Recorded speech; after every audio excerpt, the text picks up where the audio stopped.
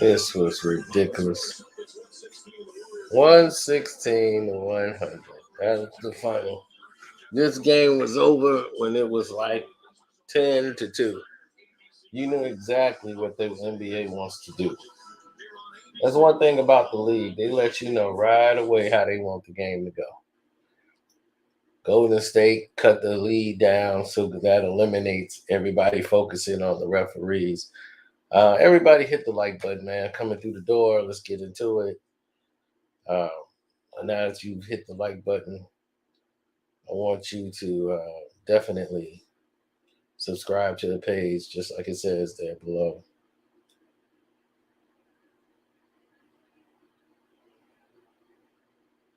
Well,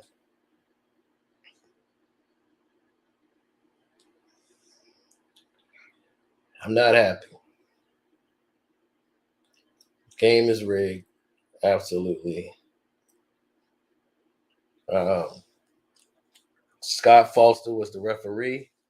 Scott Foster did what Scott Foster do.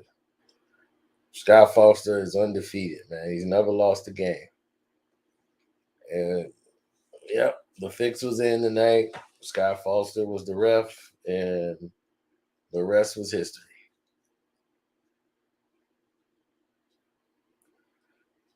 All of these games have really been complete trash right now.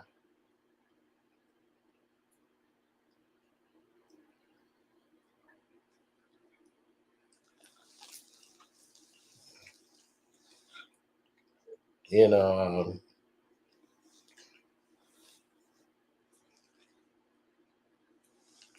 it's unbelievable. If you don't think this game was rigged or not officiated correctly, then you just don't know basketball. Fake Kobe didn't do nothing tonight. They had a 20-point lead without him. They were up 18 points without fake Kobe. So fake Kobe got his points when they were up. So he was front running.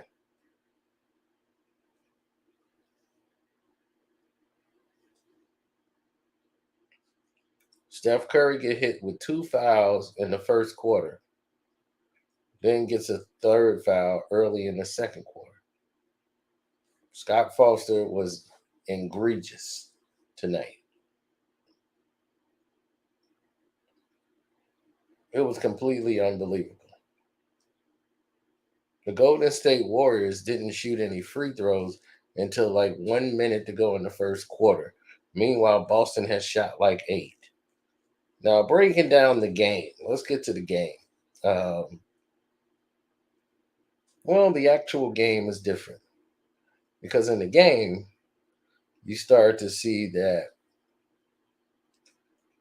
Wiggins and Steph Curry were who they're going to attack. Those are the two weakest links on defense. So posting up Steph Curry was the key. They wanted to post Steph up, keep Steph posted at all times. Let's see how many times we could post Steph. So when they posted Steph, it was very easy for them to do. Get the ball low, run switches, and post up Steph Curry. Then they woke up and realized we could take Wiggins off the dribble at ease. Why don't we continue to do that? And they kept attacking Wiggins in his matador defense. So early on, Wiggins, who needs to be in the weight room after the end of the season, I mean, he should just live in there. They should just put a TV in there, whatever, a toilet, anything he needs. Live in the damn restroom. Now,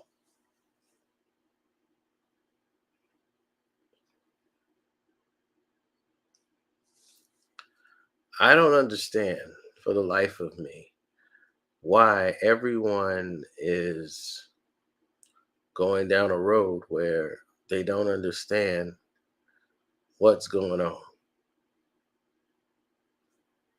Like, you guys have been watching the NBA Finals for years. If you couldn't see that the game was not officiated correctly, it is what it is. The other night, when they officiated in favor of Golden State and it wasn't correctly, I called it out. Even though I want Golden State to win, I called it out.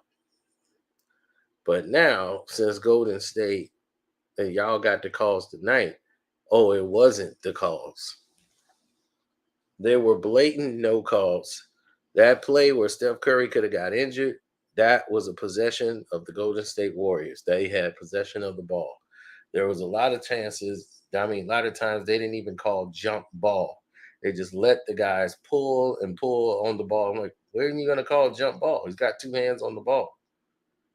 Like, what are you doing here? So a lot of it just didn't make a lot of sense to me. Now,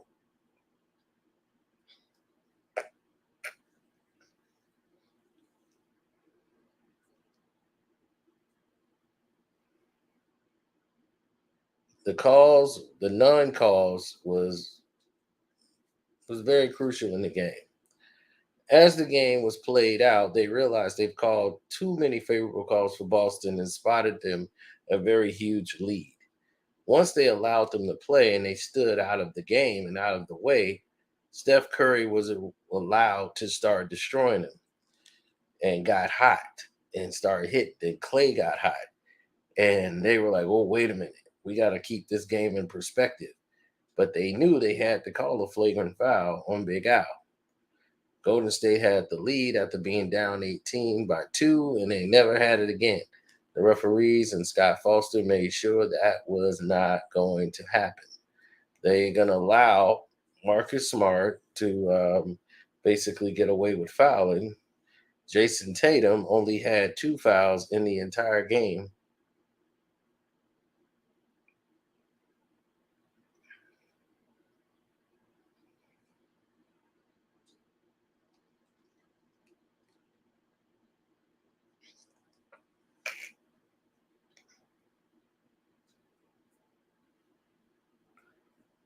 And Jordan Poole, we're going to get to the Jordan Poole part of the segment. I have just been very frustrated with how this game has been officiated, how it was basically everything, man. It was pretty amazing how they allowed the Golden State Warriors to just be manhandled, cheated, and ran through the mud as they were fighting uphill the entire game.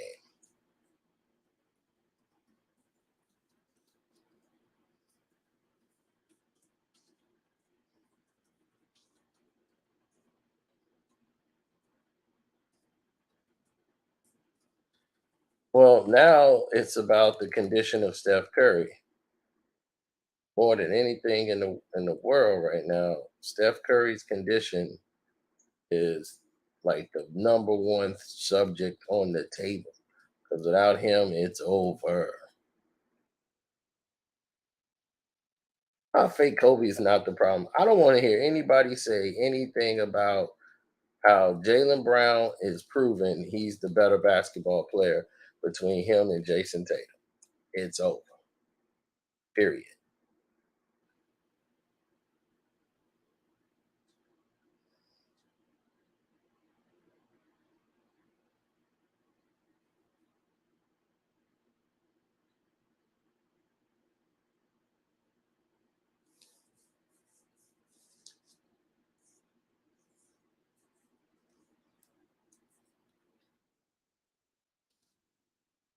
Well, Jalen Brown came out bombing.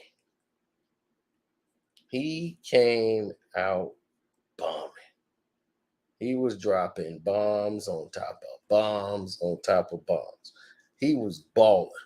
So I gave him all his credit because I'm watching a player that's actually playing basketball. Hey, how about that?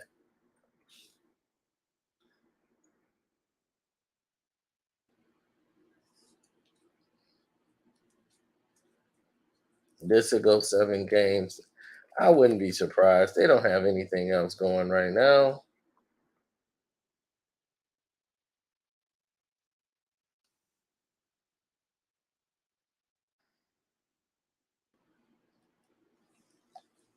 I never saw that. The rest of everyone else did, but I just didn't.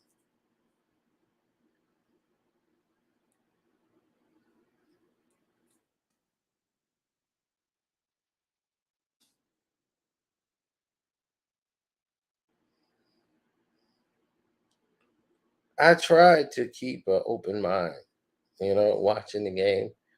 And I'm watching it. I'm watching people getting illegally screened. I'm watching Steph Curry get fouled, drives to the basket, fouls, not called at all. It's becoming very, very, very unbelievably crazy.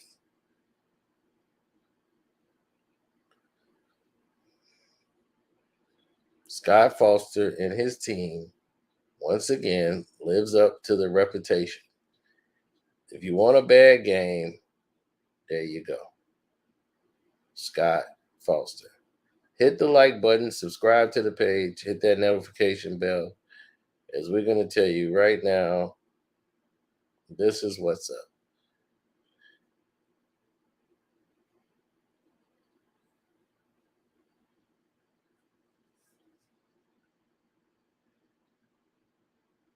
Yep, hit the super chat up and comment.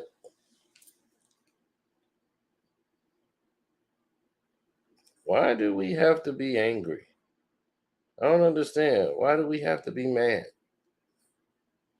If anything should be mad or anybody should be mad, you should be mad. You, the people who have spent all of this money every year buying this games and the equipment and all that and spend all these hours watching it, you should be mad that you're being robbed of a great basketball game. Right when the game got close and it looked like, okay, we finna have a game, they say no. We don't want you to have a game. More than that, they said no. We don't want it to be entertaining. We don't want that. What we want is no victory for the Golden State Warriors. They got to get blown out. So there's basically been 3 blowouts in 3 NBA Finals games. So what looked like it was going to be a very interesting series has turned out so far to be a blowout, referee infested series. And it's sickening. It really is. It is so sickening because I'm just like bored. I'm just like, man, why are we doing this? To me, it makes no sense. Y'all might think it's promising. Y'all might think this is the way. This is real, homie. I don't see it that way. Now, a word from our sponsors.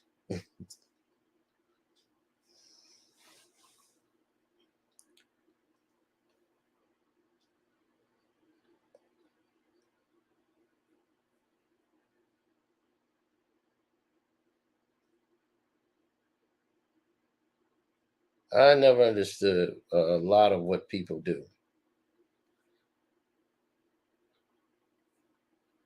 but I do know how they move and how they operate.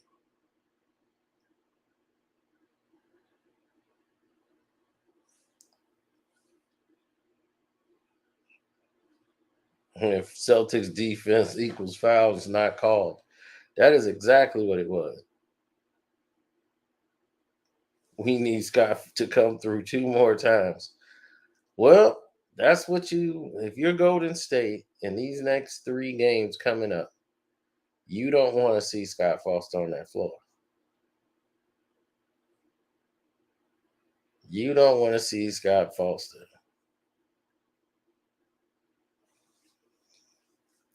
You want that man out of the way.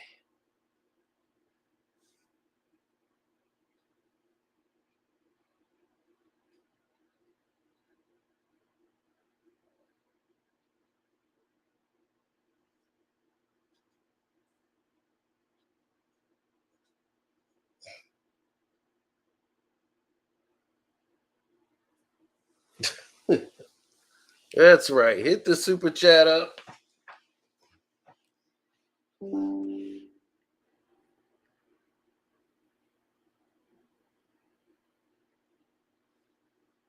Well, the lineups is terrible for Golden State. They got killed on the offensive glass. That was another thing that was a problem for them. Matchups. Let's get to the game. Okay, we kind of went all the way in on it. Big Al sat on the leg of Steph Curry, and the refs didn't say shit. If that was LeBron James, they would have called a flagrant on Big Al. Now, my problem that I have here is what went down with the offensive rebounding. Draymond took some bad approaches, and when you got to get on a body, don't let on Robert Williams. You have to get on his body. Now, Robert Williams will be worn out for Game 4 because he won't have 3 days and a couple of shots in the knee to get him through the game. He's gonna be worn out, so that lateral movement is gone. Now, the reason why I waited this late to get to it, because some people come in, they check it out, they listen to it for a while, then they dip out. So this is for the people that stayed, stuck around, and said, "Hey, I'm here to party, baby." Okay, you want to party? Let's get it. Let's go. Now, it's been said countless times, and people who just don't get it or don't understand or don't see it, they just don't understand. It's really simple. The whole world is right here, right now, telling you exactly what is going on.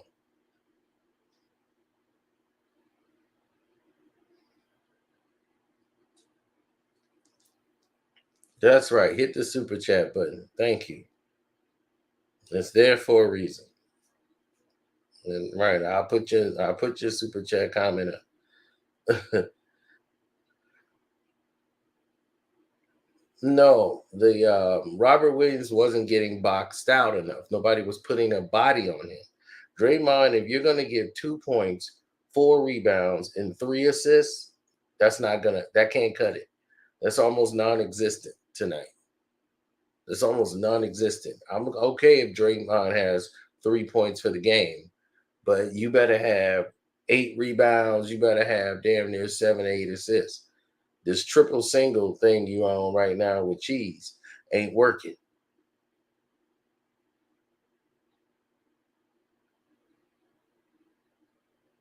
Of course, it was like if Daryl Garrison was calling the fight, or Steve Javy. If Javy was calling, Javy, I don't even like when they go to Steve Javy for comments. It's like, dude, go the hell away. Nobody wants to see Javy.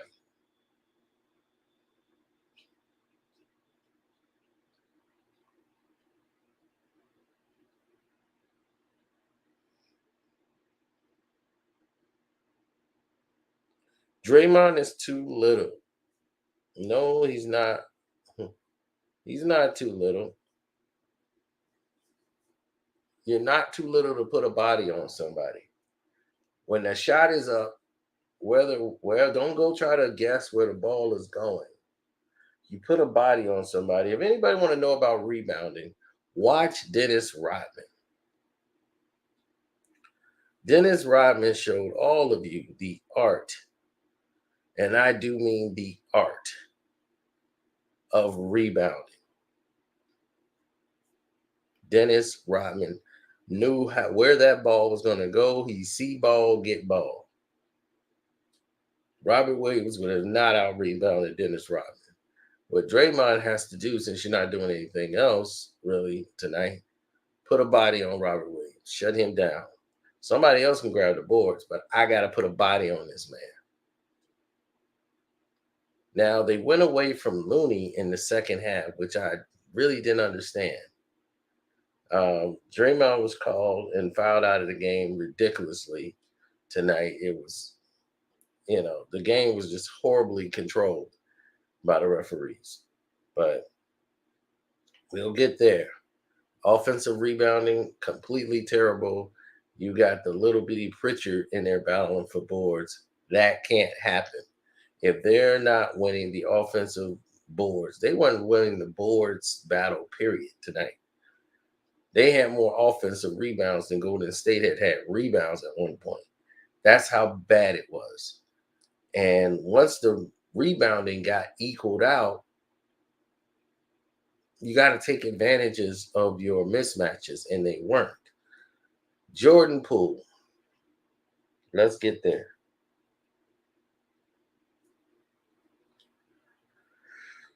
Jordan Poole came into this game and played tremendously terrible. But to me, he should be starting over Wiggins.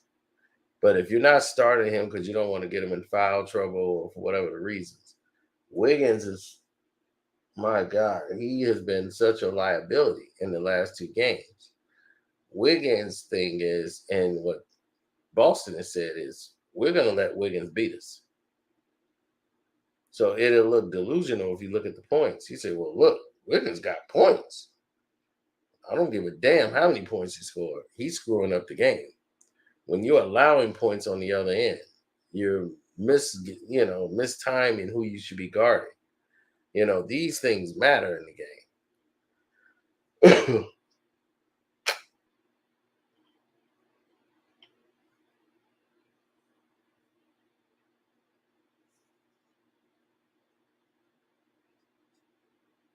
Well, the athleticism of Jason Tatum, he could take Wiggins off the dribble anytime he wants. Poole, he might have some resistance on. So fake Kobe, he's playing too stupid. He's trying to play a lot of hero ball like he's Kobe or something. It's real stupid, but he's the reason Golden State came back. He kept trying to be the star, which he isn't. Jaylen Brown is the better player. It's been proven. He's a better defender, better all around player is Jaylen Brown. And now in these finals, Jaylen Brown has stepped up in 3 straight games, while fake Kobe is trying to find his way in as he only could score when they're up like 20 some points. Now,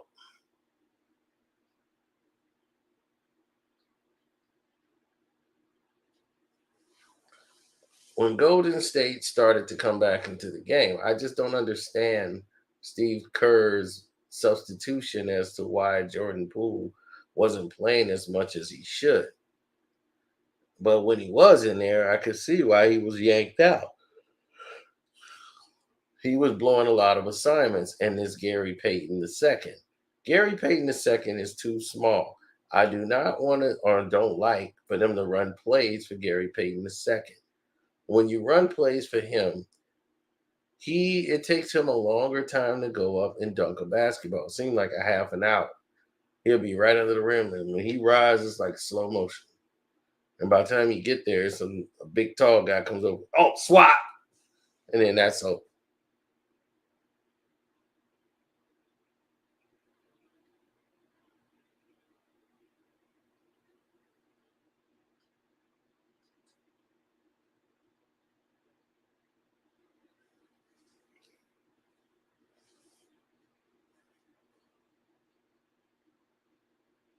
Jordan Poole, when he got the ball,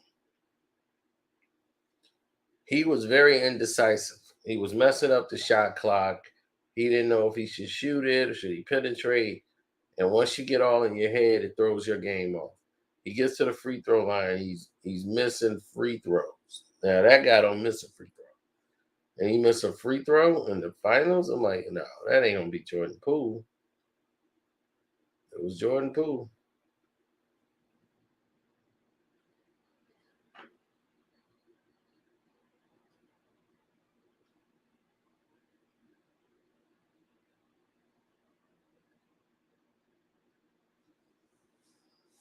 No.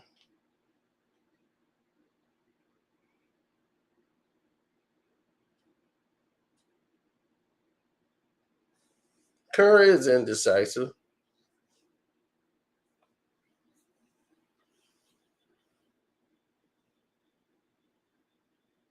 I wish Wiseman was playing.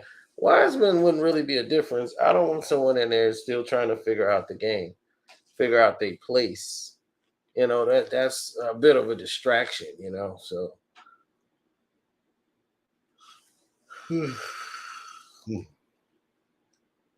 that's always been a bit of a distraction.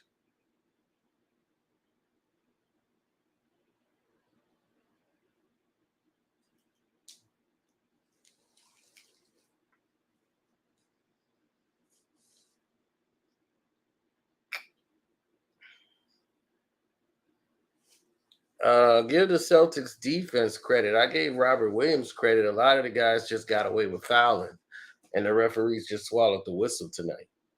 Marcus Smart should have had like at least 4 or 5 fouls. Jason Tatum, 4 or 5 fouls. They called ghost fouls on the Warriors all night. But hey, it is what it is. You got to live with it. Wait till the next game. But to fall on Steph Curry's knee while he's going for a ground basketball, that's on the referee's job.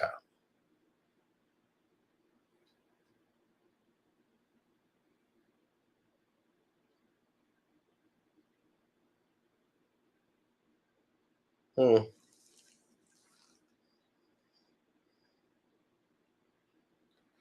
Boston was way more aggressive. I agree.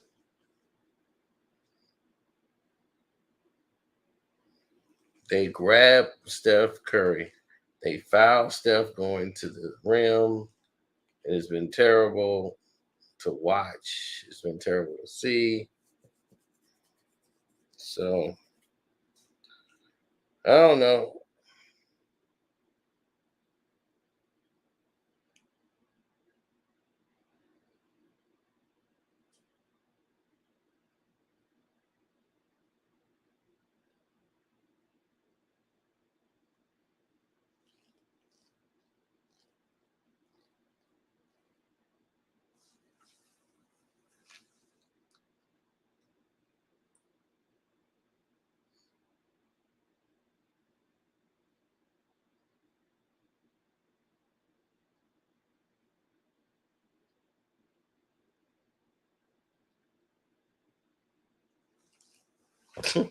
Everybody's saying Boston winning in 5. My buddy, if Boston wins this in 5, I'm probably done with the NBA.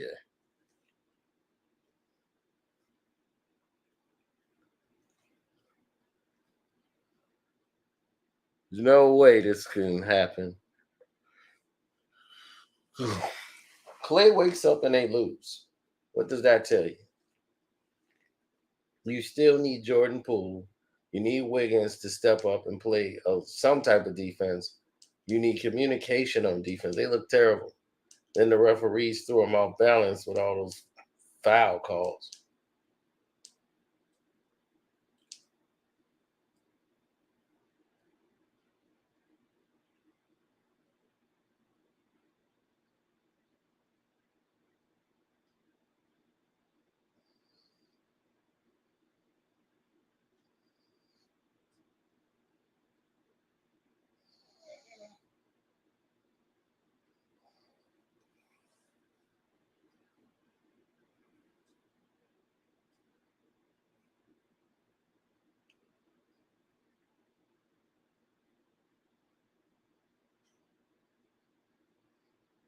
Iguodala is done. We don't need to see Iggy no more.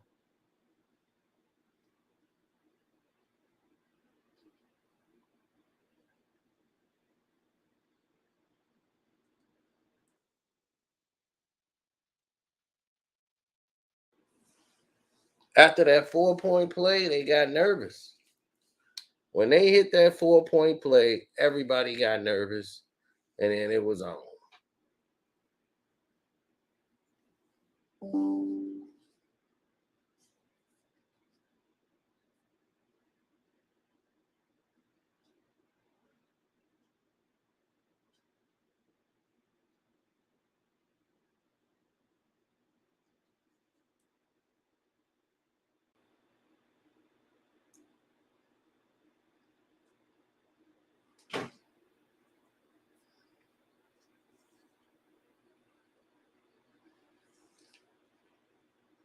What's up? Oh, was good. Nothing too much, man. Just going through the motions. Yeah. What's up with it? What's up?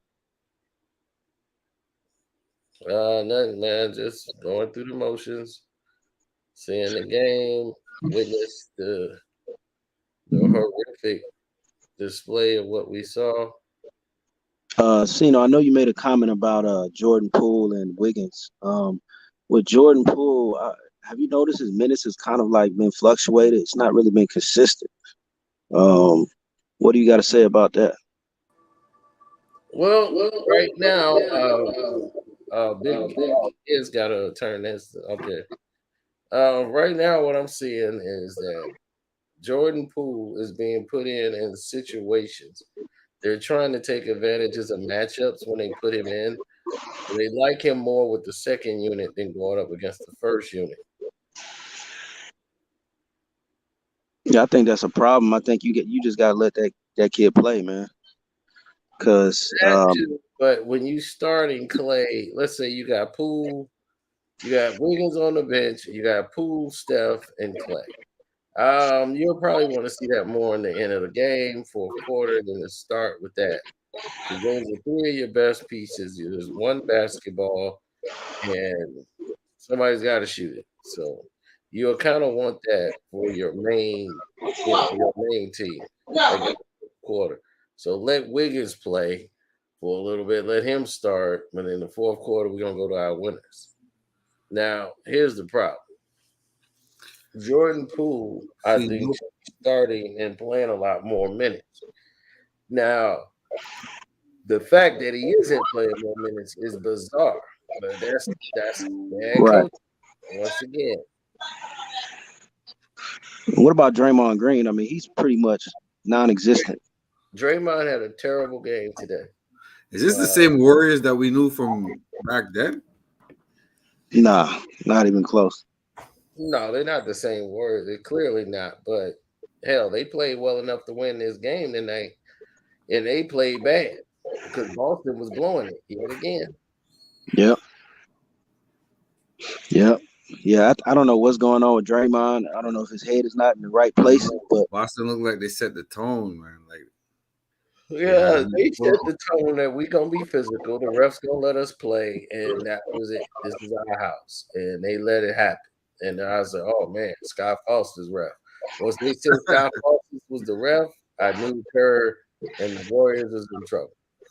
And I mean, they called 2 fouls and stuff in the first quarter. I knew what time it was. Oh, 2 fouls on Steph in the first. I Yeah, only caught the last two two quarters, but you know, Steph. The thing about Steph, man, I feel like everybody knows he's gonna take the three. So you got to do something else. You got to be more physical, man. You know what I'm saying? He gonna still result to the yeah, two at but the end of Steph the was game. doing his thing. Steph was taking it to the hole, getting baskets, yeah, he and was getting fouled too. They wouldn't yeah, call it. they didn't want to give And they didn't want to call it okay. So it was the refs really yeah. that made this game. Pretty much. Scott Foster, that's what they had a jump ball. They didn't even call it. They let Big Al just sling and sling till he get the ball. I'm Yeah, like, they just letting it be an ugly game, and the last play when Golden State had possession of the ball, they normally would blow the whistle. They let it right. continue, and then next thing you know, Big Al sitting on his damn leg, and then Steph is hurt, so we don't know what's gonna happen. Blessings, Cino. Blessings. Blessings. Nice to finally talk to you, Cino. Oh, okay. Nice to talk to you, man. I thought I talked to you already. Yeah, in the comments, I ain't never joined your stream before though. Oh, okay. Yeah. Can I make a couple points, Cino? I ain't gonna stay Go long. ahead. Go ahead. Cino was killing me. Now you correct about the calls. You correct about the Warriors still could have won. But to me, Cino, if the Warriors are not gonna attack the basket and draw fouls and stuff, they not gonna win. Everything, Exactly. That's what I'm everything saying. is a screen, a pin down, a shot. It's like Yep. they play for the jump shot. I Boston is hate putting that. the ball on the floor They playing play for for the the basket first and then the driving kick second. The Warriors have to attack the basket. They cannot let Robert Williams hide on the floor and stand in the corner and then just stand under the goal. Hey, but brother, the brother that just said that, that's why I said like Jordan Poole needs to be in the game because he seems to be the only person that wants to go inside and attack their defense. But when you pull him out the game, you got nothing but shooters on the floor. But I'm So it gonna makes point the something game else that out much to you. harder. I'm gonna point something else out to you. Did you notice when Bielitsa came in the game, Bielitsa can stretch the floor and shoot the J. All of a sudden, the basket opened up because Looney, they not going to guard Looney and Draymond. They going to sag off. Robert Williams is going to stay in the paint. But when Bielitsa was in the game, he had to come out of the paint, which left the lane open because he's a scoring threat. Looney and Draymond are not a scoring threat. They don't even look up at the basket to score. And I'm glad you said that. Draymond is a liability offensively. I don't know if they need to make an adjustment, put him on the bench, but when he's on the floor, nobody is threatened by his presence. Him or Looney. I mean, Looney's a little bit more aggressive. I take Looney over Draymond right now. But they're not respecting him offensively. Looney has to turn around and shoot that little hook shot or do something. You got to threaten them some kind of way offensively, Looney, or they just going to pack the paint. He has to have a big game next game. Man, the Warriors disappoint me. They not even trying to go to the basket. They not. And then Curry, this kills me, Curry. It don't have to be a 3 every time, Steph. Steph, when you cut the lead to 6, if you would just get another 2, you would cut it to 4. But you want to shoot a 3, and then Boston goes on a run and push it back up to 11. When you could have cut it to 5, you could have cut it to 3. That's why you got to have Poole in the game. That's what I was trying to tell y'all. If I put Poole in the game, you got somebody, you got a driving threat, so that it leaves kickouts. You got shooters on the floor. But if everybody wants to spot up and shoot 3s, it's just not going to be effective. In Boston, they love that because all they do is get to the free throw line every time or get fouled. Because they are attacking the basket. And another thing, when you're at home like that, like Boston was at home, your role players are going to hit those open shots. The Pritchards and the Marcus Smarts, they're going to hit those driving kick 3s because they're at home. Yeah. So you can't just, I don't know, Cino. You can have it, man. It's just frustrating. No, you're right, bro. You're right. It just frustrates me. Like they playing for a jump shot. You playing for a pin down 3. And then another thing, Coach Kerr, why would you sit Clay to start the 4th? Clay was hot. Yeah. He lost the game when he set Clay to start the 4th. Clay come back in. Clay ice cold. Yeah. Yeah. Somebody is going to have to help Curry score, or Curry's going to go for 30, 35, and 29, and they're going to get beat. Yeah. All they got to do is attack the paint. Golden State to attack the paint. Boston don't have no inside defense, man. But long as you're not attacking the paint, you're letting them hide Robert Williams on the floor. Robert Williams is not going to score. All he's going to do is rim protect. You have to make him be some type of liability on the floor. Yeah. Yeah. There's no way Robert Williams should play the whole game when he's not doing nothing. If they keep playing like this, they ain't winning no more games. I'm tell you that right now. I'm gonna say they don't go no further than 6 games. If the Warriors are going to win the series, they have to win the next 2 games. Yeah, that's a fact. They have to win this one in Boston and go back home and win Game 5 if they're going to win this series. Yep. I agree 100%. They gotta win these 2 back to back. They gotta win. I think the moment is too big for Wiggins. Well, Wiggins had a decent offensive game tonight, though. But his defense, man, he got to. I don't know. Somebody need to shake him or something. Be like, look, man, play. But if they gonna shoot a step back 3 way back here, Wiggins, all you can do is put your hand up. That's all you can do. Right. And if they go in, they just go in. I'm sorry. Rest in peace, Kobe Bryant. Jaylen Brown is the man, though. Tatum, all right, Tatum. Okay. Yeah, Tatum looked terrible today. He looked terrible. Tatum gonna keep burning himself out, man. He trying to win the game himself a lot of times. What you call him, Cino? Fake Kobe? Kobe. And if Jaylen Brown didn't start hot, I don't even think they win the game because I don't think Tatum came and carried them. Jaylen Brown a real dog on that team, man. I've been saying that for years. Yeah, no Casino going to sleep. No. Wake up, man. But I just wanted to chop it up and make some points, man. Blessings to y'all. Thank you for having me, Sino. Thank you for coming on, man. All right, bless y'all. Yeah, Love. Casino All right, man. Hey, respect. Hiring day. Yo, how come Steve Kerr can't coach though? Steve Kerr can't. He does. Steve He Kerr did. can't coach because he never had to. Right. The thing is that he could draw up a play here and there. But the thing about Steve Kerr is he's a glorified babysitter. He knows how to manage personalities. But as far as him adding, like Steph and them was gonna win the chip next year with Mark Jackson, period. They didn't want Mark Jackson getting any of that credit. Let it go to Steve Kerr.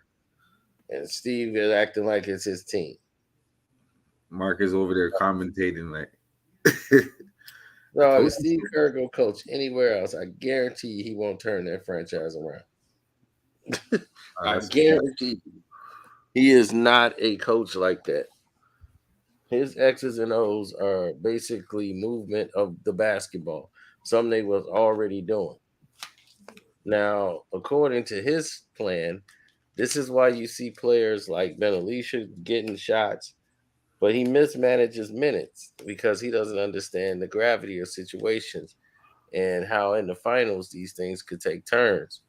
And by you sticking to your guns could end up being the end of you in the NBA Finals. That's a fact. So when you in the finals, he be down 9 and be like sitting on the bench like Draymond Green is calling most of the plays. 6 You minutes. know, him and Steve Curry argued over this and bumped heads constantly because Draymond was like, look, that was my play. I designed it. And he gave Draymond the clipboard at halftime. So Draymond started calling plays and Iguodala started calling plays. Oh my God. Hey, y'all boys be good, man. I'm gone, man. All right. Yeah, I'm about to bounce too, man. Y'all be good. All right, Hey, Joe. respect. Right. Y'all have a good night. All right, y'all. Yeah, so that's some crazy shit. Like tonight, Curry was completely outcoached. He had no game plan. When Duncan came in, he knew the game plan was attack Wiggins and attack Steph Curry. They posted Steph Curry up numerous of times on the court. It's true. Yeah, they went in isolation switches, and they wanted to make sure that they have him on switches all the time. Keep Steph Curry switching. Keep Steph Curry behind the 8 ball. So once you do that, that's how they dominated the paint. Curry still got his numbers though, Carcino. You said what? Curry still got his numbers. Yeah, he got his number. He had to earn it tonight. Yeah, shoot. But against that defense, he got to earn it every night. Besides that game two, they cheated after beginning, so it kind of threw the defense got timid in game 2, so they really couldn't make him really earn it. They was hitting half court shots and all that. But this game, I think if the refs let them play straight up, Boston just got a better team. To me, that's my opinion. If they play straight up, Boston be on the sideline down 40. Really? Yeah. When they was playing straight up, Clay and Steph wasn't playing with it. And Clay was getting loose. And they couldn't stop that. The refs had to get in there. Every time Scott Foster did his job, every time the Warriors got close, they was trying to control that run. Because that run come in quick. 37 seconds, that 8-point. Wow. You like, whoa, what's going on? So I want to say Scott Foster wasn't giving them calls more than Boston, but I think they kind of missed a few calls with Boston grabbing and shit though, especially for the loose balls. I think they kind of let that go. That's kind of like how Golden State lead or they little run got stopped. Oh, of course. We're in the NBA Finals though. Like it don't matter. It's about the run. It's about who they want to win. They want Boston to win. Really? Yeah, man. Man, I thought they wanted last game. I thought they wanted the Warriors to win. No, they want the Warriors to win that game. No, I'm talking about the series. I thought they was gonna push it to 7, and Warriors gonna win at home. They want fake Kobe to win. They want fake Kobe. Yeah, I can't stand him, man. It's a better narrative now, Cino? It's a better narrative. Yeah, it's the narrative they like. The comeback. The young team has got an NBA championship. Boston's back, and they did it. They're using Steph because they're tired of hearing from Draymond. The Warriors are popping. Hey, it's a good storyline. What you saying? It's a good storyline because it's what they got. What they want. They got Steph here. Yeah, the historic franchise with these young dudes winning the championship in 2022.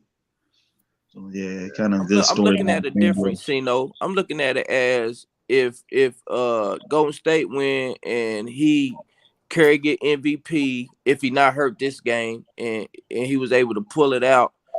I think the storyline for him, because I'm just listening to everybody talking about Curry. I'm like, well, damn, do they want this man to be a top 10 player and be able to do it again without Kevin Durant? I don't know, man, but I just think it's like wrestling to me. What you think, Carcino? Well, pretty much, but the thing is that Steph Curry is phenomenal. There haven't been a player like Steph Curry ever in the league. Yep. He's a one of one. So when you're a one of one, it's very hard to say, like, I'm really trying to figure out what they're saying when the man won the championship before they had Kevin Durant. So right. That's just the attributes.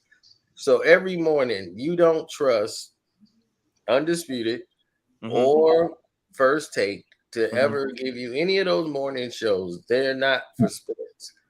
They're like soap opera drama. Okay. They take the theoreticals and put them together and say, well, what if Joel Embiid goes to the Miami Heat and joins Jimmy Butler? I think right there that would put fear in Kevin Durant would feel betrayed. Yeah. In Brooklyn and Kyrie. So, they'll just make a topic and then tell you how the other person felt. Right. Right. Like wrestling. Is the NBA players strike back because Stephen A has made a whole living and millions of dollars doing this, playing this narrative. And you see CJ and JJ Redick, who both can't stand him. JJ Redick can't stand Stephen A. So you think so? Absolutely. He never I believe that too. Because he remembers what he used to say about JJ Redick. He's too small. JJ Redick is too small. He can't guard anybody. Right. I'll kind of be getting like JJ Redick almost be waiting for Stephen A to say something that's so off so he could check him about it. It kind of seemed like I don't think he dislike him. I think he just be more to prove him wrong because Stephen A just be running his mouth a lot. Stephen A was saying something the other day, and JJ Redick was agreeing with him. Like, man, JJ Redick, you know that shit ain't right what he's saying, man. Come on, bro. I don't know, but like LeBron had a lot of people kiss his ass because he's the face of the league or was. It seemed like that to me. Like, whoever is at the top. I believe why they ain't throw James. I know I'm probably talking to some Golden State fans. It seemed like why they ain't throw Draymond Green out last game because I think they learned from when they was down 3-1 and LeBron them came back and won, and they was like, well, if Draymond would have played, I think that was game 6, they wouldn't have came back and won. So I think they kind of hesitant. They give him kind of like a little bit more grace period. What you think, Cino? Well, the thing is that they were calling the technical fouls a little too much. Like they were being like guys are talking. If they could do that, then they could take up everybody. They just going too far with it. Today, what's his name trying to draw a foul? Like, what's his name? Grant Williams is trying to bait Draymond into getting a tech, running into one, putting his shoulder in. And he's like, Draymond is not stupid enough to go get a tech, even though he gonna argue and do all this other stuff that could have got him a tech basically at the end of the game. when he fouled out, he wanted to help Steph up. He wanted to see what he gonna lead the court. I'm kind of surprised Draymond didn't fall for that bait though. I know what you're talking about. That was early in the first quarter. Yeah, that was early. Draymond Yeah. ain't gonna do that. You ain't gonna get him with that stupidity. He's too smart. I ain't mad at them for trying it. What's up, Jose? Yeah, I saw your video when you were live covering the game. Yeah. Thanks for the shout out. I appreciate it. Got a question. Yeah. You said during the season, you said if the league pushed the Lakers to the finals, you were done watching basketball. But 10 minutes ago, you said if the Celtics win in 5, you're done with the basketball. Yeah, I'll be doing it. Me too. Because that's unrealistic. If they beat Golden State 3 more games in a row, I'm done. That's fair. That's fair.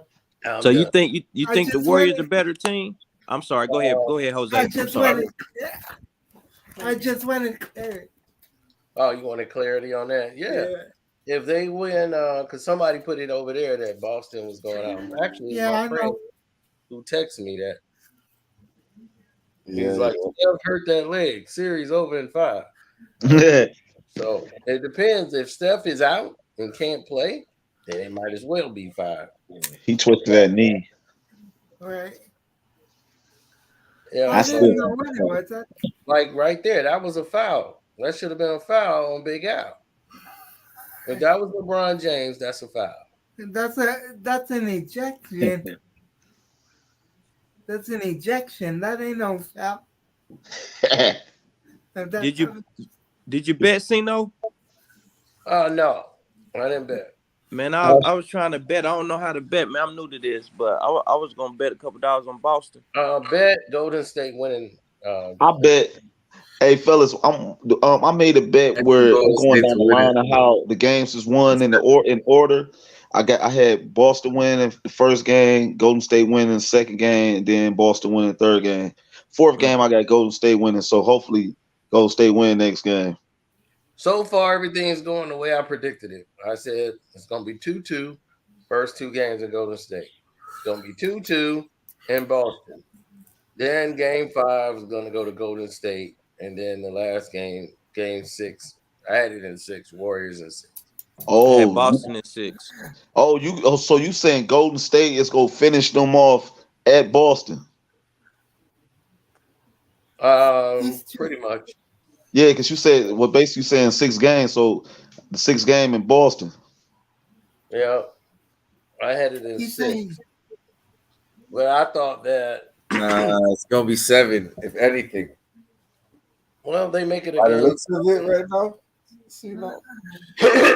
If they make it a game 7, they winning 3 straight or whatever. In Golden State, Boston would have to win in Golden State on a 7th game.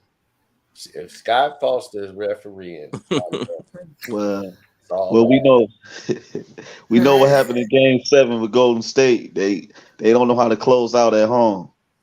Oh God! You do know that pressure be too much. Well, I don't think it was that. When you talking about they better at home still. Well, against the guy against LeBron. You gotta understand what happened in that series. People got injured in the middle of that series.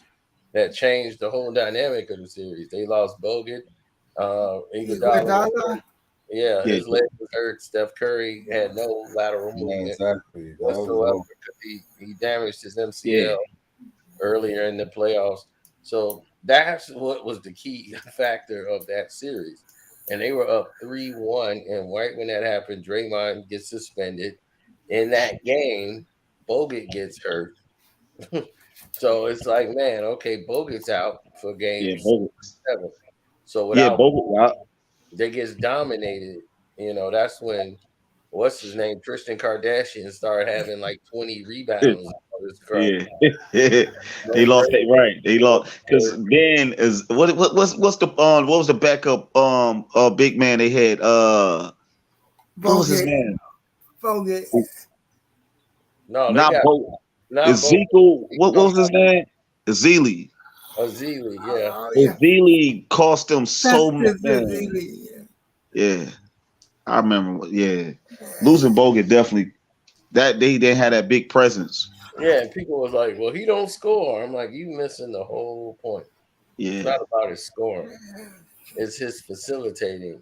It's right. all of the other things that he Shot changing. Yeah, the shot changing. Like he can, he's a decent shot blocker for his size.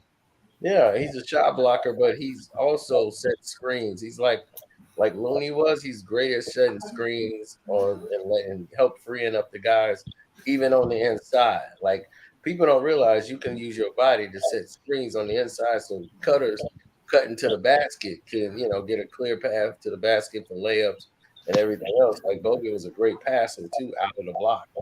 So losing him is very key because now you got a guy who don't normally start, so he's not usually playing on the first team. So when he's out there with Clay and Steph, and he's got to remember these guys are coming off screens and cuts, and you got to find these guys. And this is what Sherbet Ice Cream was talking about when he was doing that Amon Sherbet.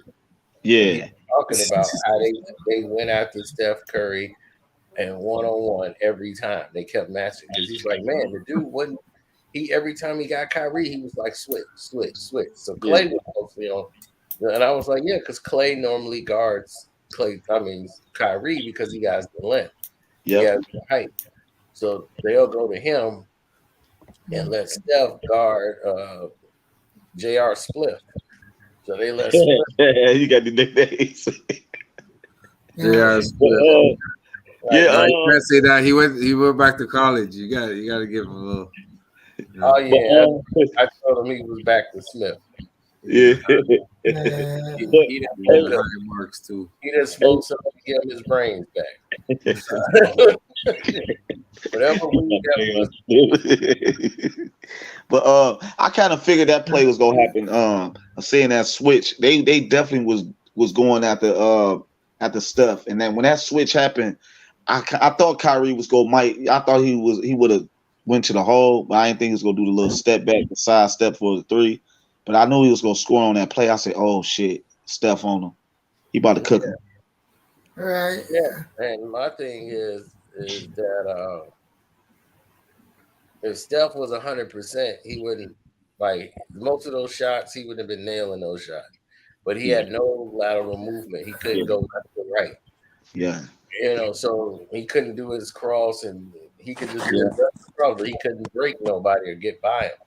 Yep. So his thing was shooting off screens because he was supposed to be out 4 to 6 weeks. Yeah, and he came back. That was the strategy. Injure Steph.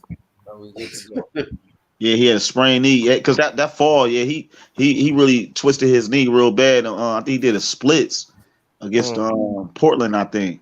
Yeah, he missed the rest of that series. Yeah. And then the next series, I think he came back too soon. Yeah, against Portland. That was against Portland. No, I don't think Tatum better than Jaylen Brown, bro. Oh, Jaylen Brown is clearly the best player on the team. Y'all think that? Yeah. I hear people say that. I kind of don't be seeing it. I know he be having his spurts, and when he go on his runs, like game. Of course, against tonight we scored like 19 points in in the first half. But I don't think he's consistent enough. Right. He balled out. Right. He the reason why they won the first game.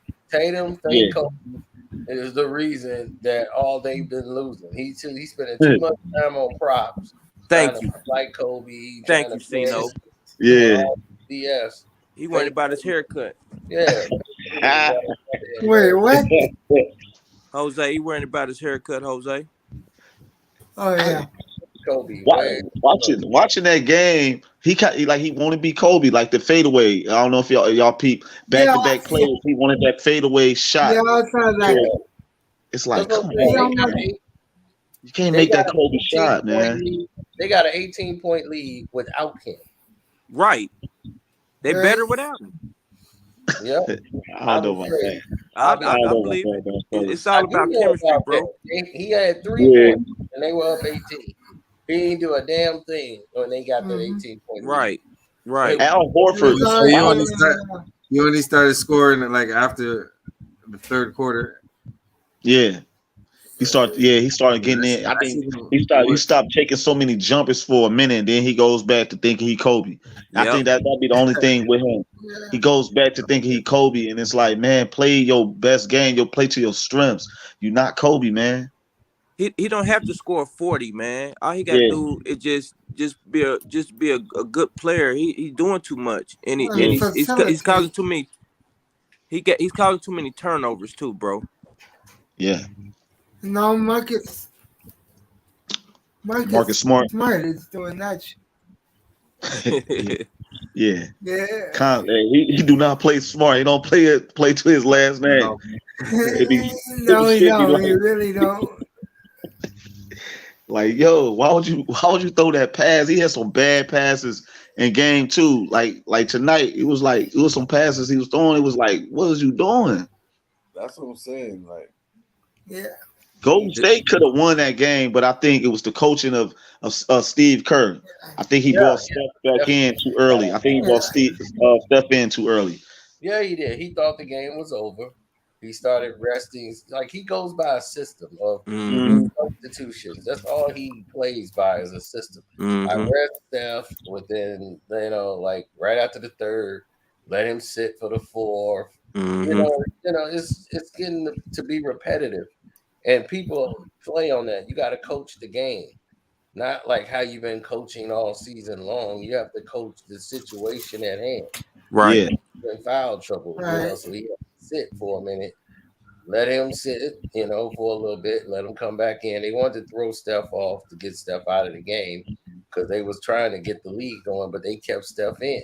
They didn't pull him when he got the 2 fouls in the first quarter. I would have.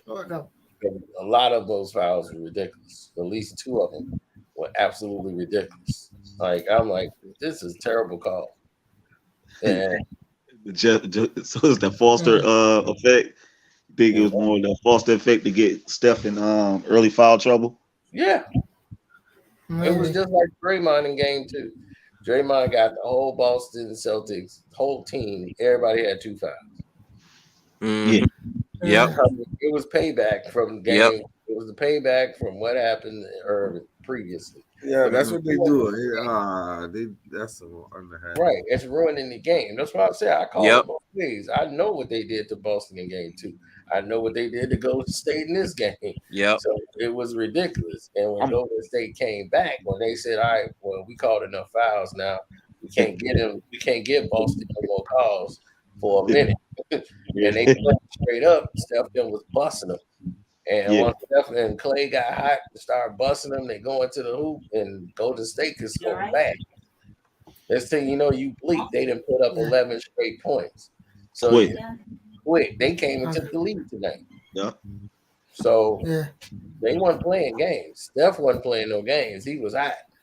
And Clay got hot and he cooled off. But the thing is that they spent so much energy trying to get back in the game. Do you think Boston is playing championship basketball? Pretty much. I mean, neither one of them has really played. That's what I'm saying. Championship basketball is just a word people use. Like, this is championship. Right. Everybody's playing hard, but are they doing the right plays to win the game? To me, that's championship basketball. They're doing the more basketball plays that make sense. To me, they're taking advantages of mismatches on the court and they're creating the mismatches. They're controlling the rebound game. Most of the team that control the rebound game normally wins. It makes it real hard for the other team to win when you controlling and dominating the board. Yep. And they would dominate the offensive glass, which was some of it was unbelievable.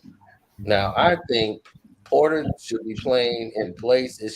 Wiggins should be reduced. His role should be reduced, and you need because he don't. So you say it's okay. You say Wiggins' role should reduce. Who should step up more? You should have Poole and Porter coming in more. Otto Porter could shoot threes, but Porter ain't been. He had a good game last game, but first game in this game, Porter he been out of like he just been out of order. You know how many points he have? Y'all know? 6. No. That's not good enough, man. He got to step up, bro. Yeah, Draymond was had 2, 4, and 3. Dog, I told you these triple single numbers with cheese has got to stop.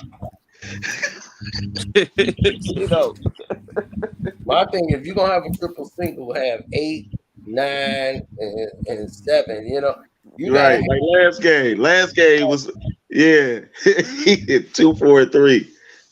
Right. I mean, dog, this is like you playing CeeLo over here. 4, 5, 6. Yeah. Good Lord. Like he didn't do nothing good out there. He did say he played like shit though after the game. But well, yeah, it was obvious. I didn't say that. Everyone saw that. He acknowledged it. Yeah. So who was that person calling the game with you, Jose? That was Nick. Nick? That was Nick. Oh, yeah, okay. Nick and Wow. T. Oh, okay. Nick and T. It was like a. Yeah, I remember T. I was trying to remember who the other guy voice was. I was calling it with you. It felt like a family reunion. Yeah. I hadn't talked to them in a minute. Yeah. So yeah. Yeah, the game was getting. I do love how that game was. Like, especially when Steph was making all those threes. I'm just like, man, this is what he do. Yeah, it was Steph, Clay, and that's what happens when Clay get hot. What Clay did to get hot was that he started watching some old tapes of how he used to shoot. Because in game 2, I watched him; his shot was all over the place. When he was like too much movement on his shot, and I was like, man, and he's short on a lot of them. And I'm like, man, you're just off. Your rhythm is off. It's not even looking like like your shot. It's you can't right. It wasn't looking fluent. It was just, it was not looking like Clay Thompson. And I think he really need a whole summer. And this is what basketball and young people need to understand, that this is not 2K. No, not even close. close. Come back from an injury like he had, it takes so much out of you with your legs, and it takes consistently playing to get your legs back. If they come back, legs, man. That's the problem. He has no right. legs. You got to think about Kobe. When Kobe tore his ACL, and then when he came back, he had the knee injury that went down too. So he was right back down with another knee injury. So when you tear up your ACL on one leg, your other leg has to overcompensate. So when you go back to playing basketball, it's just hard to get back, period. That's why most people who have that injury don't normally have a long career. They play like maybe 1 or 2 more years, and then they're out of the league. But in today's modern medicine, a lot of people can bounce right back. Because you look at Penny Hardaway, he had that knee injury, and the operation he had, it was like a 50-50 chance of him becoming the same player he was before. When Amari Stoudemire had the same knee injury, and he came back and he was still jumping out of the gym. Yeah. And, I wish he had went to his doctor, but the doctor Penny went to, it didn't work out so well for him. He didn't jump no more. Yeah. Grant Hill's similar as far as I know he had a foot injury, but he had a bad doctor perform surgery on him, set him back like 4 years, something like that. Well, it wasn't the surgery was bad. It's just that he got hit with a staph infection. So he had to go back and have surgery again to save his life. because he was like shaking and everything else. He got an infection from during the operation. So I agree with John. Damn, I didn't know that. Yeah, he had a staph infection. Almost died, man. They had to get all that information out.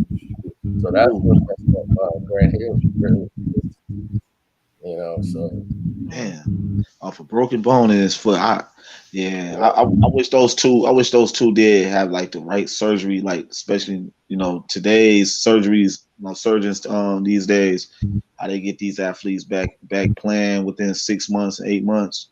I wish they had that. I wish Grant and Penny had those type of surgeons, because they game was similar to like how it is now. You see these young dudes going up the court, be able to, be athletic and be able to push point, like that balance of being a point guard and being athletic and everything. Penny and Grant was kind of like that. Like they learned seeing Magic, and then they took it to another level. They was more athletic than Magic.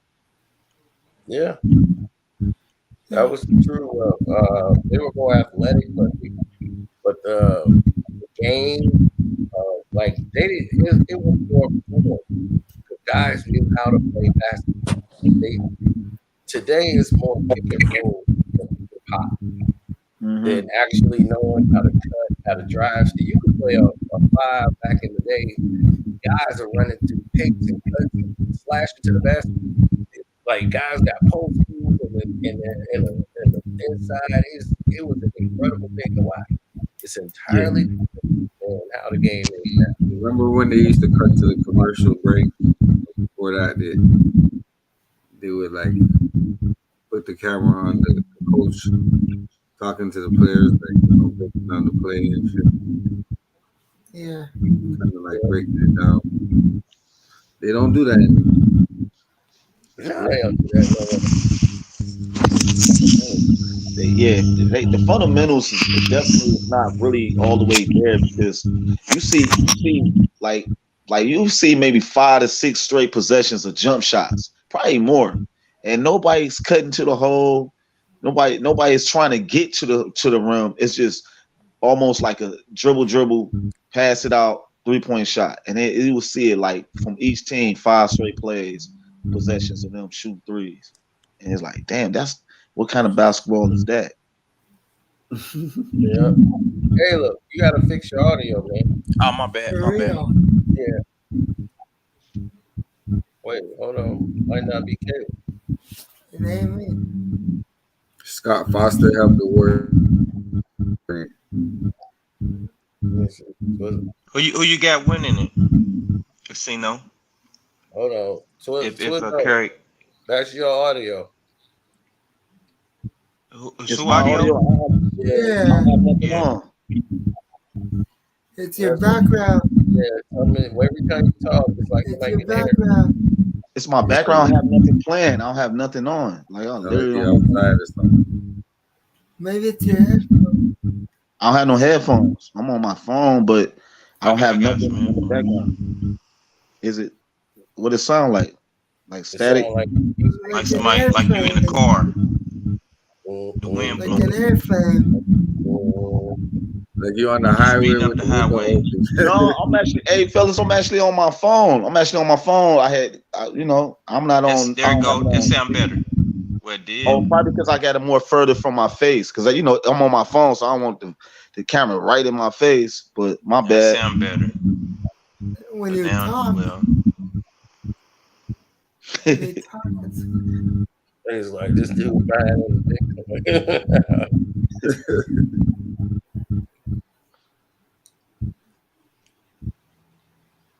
Yep, so yeah, they got this game, right? I mean, the other game was over 3 quarters. This one was over really in 3 quarters. The 4th quarter, it became interesting. At least they got us to watch the 4th quarter. Come back, but they went ahead and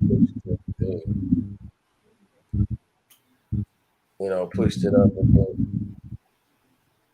Can they win with Poole 6 points and Draymond 2 points? Can they win a game like that against Boston? Hell Draymond tonight. Draymond had 2 points. Yeah, What? but the He thing was, posted like you don't need KD. You need KD, man. I don't care about his points. He has 0 points. If you don't got Rebound. 7 and 9, you got 4 and 3. That ain't gonna get it done, bro. You can't have no game where you got 2 points and 4 rebounds. Right. Right. That can't work. Jordan Poole, he got to step up. But you got Otto Porter should be starting, should be playing. I got a great question. Question, Cino. You think because Curry is cooking them, man? You think they should double team him and get the ball out of his hands? Not really right now. They got Steph Curry where they wanted him. Like they did that in game 2. To start off game 2, they started hitting him with the double team, but it got them in foul trouble. They would split the double team and force the referees to have to call. And they got their guys in foul trouble right away. So It's his phone. I can't hear you that good. The dude, somebody need to hit mute on their phone. I can't even hear what you're saying. That's you. that's yours. It's my phone. Yes. Yes. That's Caleb. Hold on.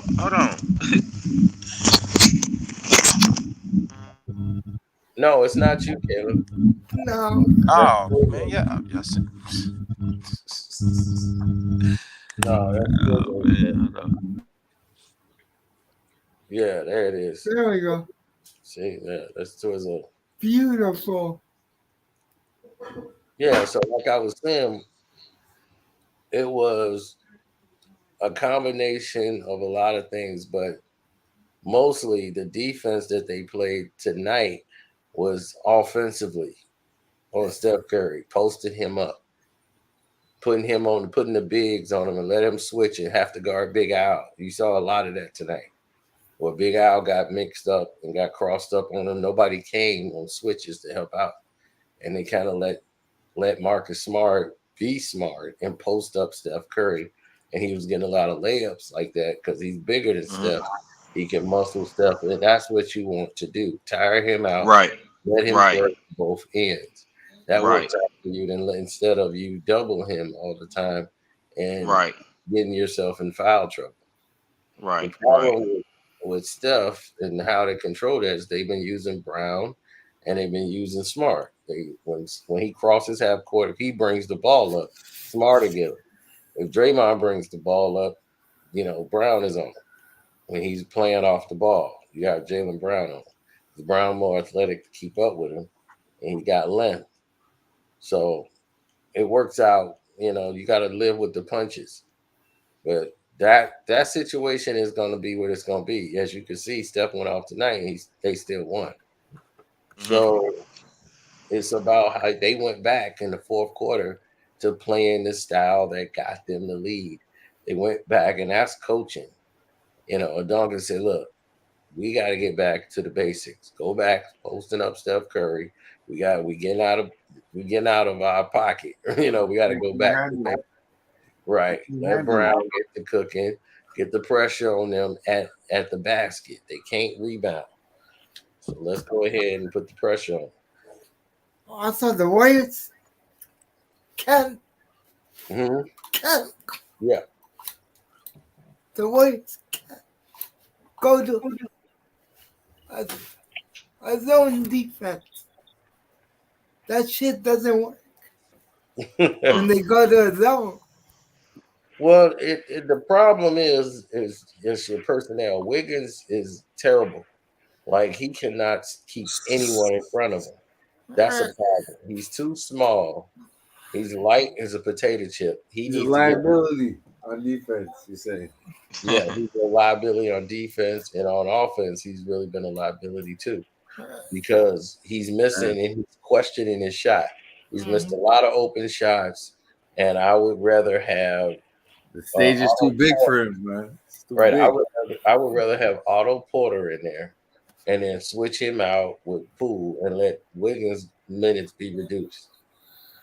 I like Otto Porter in there. He's hit more shots. His three is dropping. So I'm in the finals. If I'm Steve Kerr, I got to coach the game, not the player. So if I'm coaching the game, I got to go there. I got to deal with him. That's the guy. I got to go with the guy that's hot. I need Otto Porter in there. He the one. He's also Otto Porter's balling, man. I don't know why they don't play him more, man. This shit's crazy. Right. I need him in this game more. With the style, with his size, I need him on the court. So this just shows you when someone reminds me of like not a real coach. What was his name again? Fake Kobe didn't show up either. He still had a bad game. Man, thank you, man. He's overrated, bro. I mean, he got all his points when they were already up. At the free throw line. I mean, yeah, he hit some threes too, but the thing is that they were Garbage already time. rolling. Right. No, they were up 18. You know what I'm saying? And he's hitting three. It's easy to hit those shots when you up. When ain't no pressure. Right, ain't no pressure, but lead them back. Brown is doing all that. Brown the one brought them back in game one. Brown is the one that every game he set the tone. He had 17 points in the first quarter. Brown out here doing all this work. Right. So I'm like, Tatum's only 24, so he still got dark skin brother doing the job. Light skin brother. But Brown is showing up every game. Brown's 24 too. Bring somebody age to it every time. Brown is the same. They're the same age. Right, they're the same age. They both was rookies, and they both came in the league at the same time. And then Brown is the one that's been getting better. He's a better defender, and he got. Well, I always said that Brown was a better. He's the better player. He's the better player in my opinion. He the better. He's true. He's the better player. He the one that can go out and get it done. While Brown, I mean, showboating fake Kobe out here. Kobe, yeah. Yeah, he caring about how his lining look. He's doing too much though with the Kobe stuff. Like just he said he worried about his line, how his line look. Just a little bit. That's why you can't trust these light skinned niggas, man. He worried about being too pretty, man, and he too mechanical. He too mechanical, man. Yeah, you need to relax. You got Jaylen Brown out here, and Jaylen Brown is actually shown that he's got the worser, he's on Draymond Green. He's guarded Draymond. He had to defend. He's a big dude, eh? Clay. Jaylen Brown ain't no small dude. He's big. Yeah, and he get all the tough defensive assignments. Why fake Kobe don't. He ain't guarding nobody to shut them down. Everybody's still pissing on him. When Steph Curry get on him, he taking him off the dribble. Yeah. That's what I'm like, dude. You ain't that guy. You don't have the Kobe gene. Kobe's an assassin. You don't have that in you. Right. Yeah. Instead of taking pictures like Kobe, I'm gonna put the basketball under my head like Kobe. I got that picture. Dressing like him and putting on wristband. I know people these young men want to honor Kobe, but that's not honoring Kobe, bro. That's fake. No. Right. I know it's fake. That's what I'm trying to say. But okay, because you're saying, Kobe was his trainer and shit like right, that. They doing that's all I was trying to say. Kobe was not his trainer. Go ahead, Sino. Right. Bad. Fake Kobe. Kobe, man. Why Draymond should not be screaming at all this game. He had 2 points. No, he said he had a bad game. These highlights, he's screaming at He too busy on the podcast instead of working on his game, though. Yep. That's what I was thinking. He can't wait to get to that podcast. Yep. That's what he was thinking about. Hurry up, getting at that podcast, promoting that podcast. Right, like, dude, work on your game, dog. He was screaming at the refs. He was screaming at the refs. Draymond used to shoot until he started hanging out with LeBron. Hey, see, this is the problem. Back in the day, the teammate would have tore his head off. It's 102 a.m. One of them old school teammates. He had 2 points. Screaming at the ref for. Because he got fouled out. Nah, Sino right though. Back in the day, he got fouled out. Curry Do had 2 anybody know how points in the many? fourth. Curry was trying to score, dog, but he had did everything in the third to bring them back. Right. He He needed some blew help. his load. He blew his load in the third. Right. Then he got hurt. Anybody know how many turnovers Tatum had? 5. Probably like 5. 5. Another 5 That or I 6. counted. And they scored every time he turned the ball over. Not every time. How many? At least 4? 4, yeah. Yeah. 4 out of the 5. It was close. Thank you, man. I was watching Thank that. you, Jose. Thank you, Jose. He went there he had a workout with Kobe just to make I like it when Slap Talk just put this What he Slap said. Talk thing up there. Coming off like a clout chaser. Yeah. The workouts don't put you in the inner circle, bro. Exactly. Hey, Cino, I'm gonna get off of here, man. I'm proud of what you're doing, man. I'm proud of everything you're doing, man. You know, you're a solid man. Keep pushing that line, brother. Thanks, bro. Man, all y'all brothers have a peaceful night, man. Y'all be blessed, man. Okay. God bless. All right, to you, man. salute. This Caleb, Big Blue Jay, Caleb Productions. Yes, sir. All Thank right. you. All right, later, God Jose. bless. Okay, God bless, Jose. Yes, sir. All right. Yes, sir. Come back All right. anytime, brother. Okay, Yeah. thanks, Carcino. All right, Jose. Yep. Welcome to that shit. Yeah. Yeah. Go to Jose. Seahawk Jose Rodriguez. Yeah. Yeah. Seahawks. So you gonna roll with the Seahawks or the Rams? Seahawks. But if the Rams win, you go into the parade. Shit. If it's at the Coliseum, yes. I live 5 minutes away from the Coliseum. You out there? Crenshaw. Oh, he in the show. Oh man. The show. They're gonna be like, yo, what's up, Jose? Back on the show.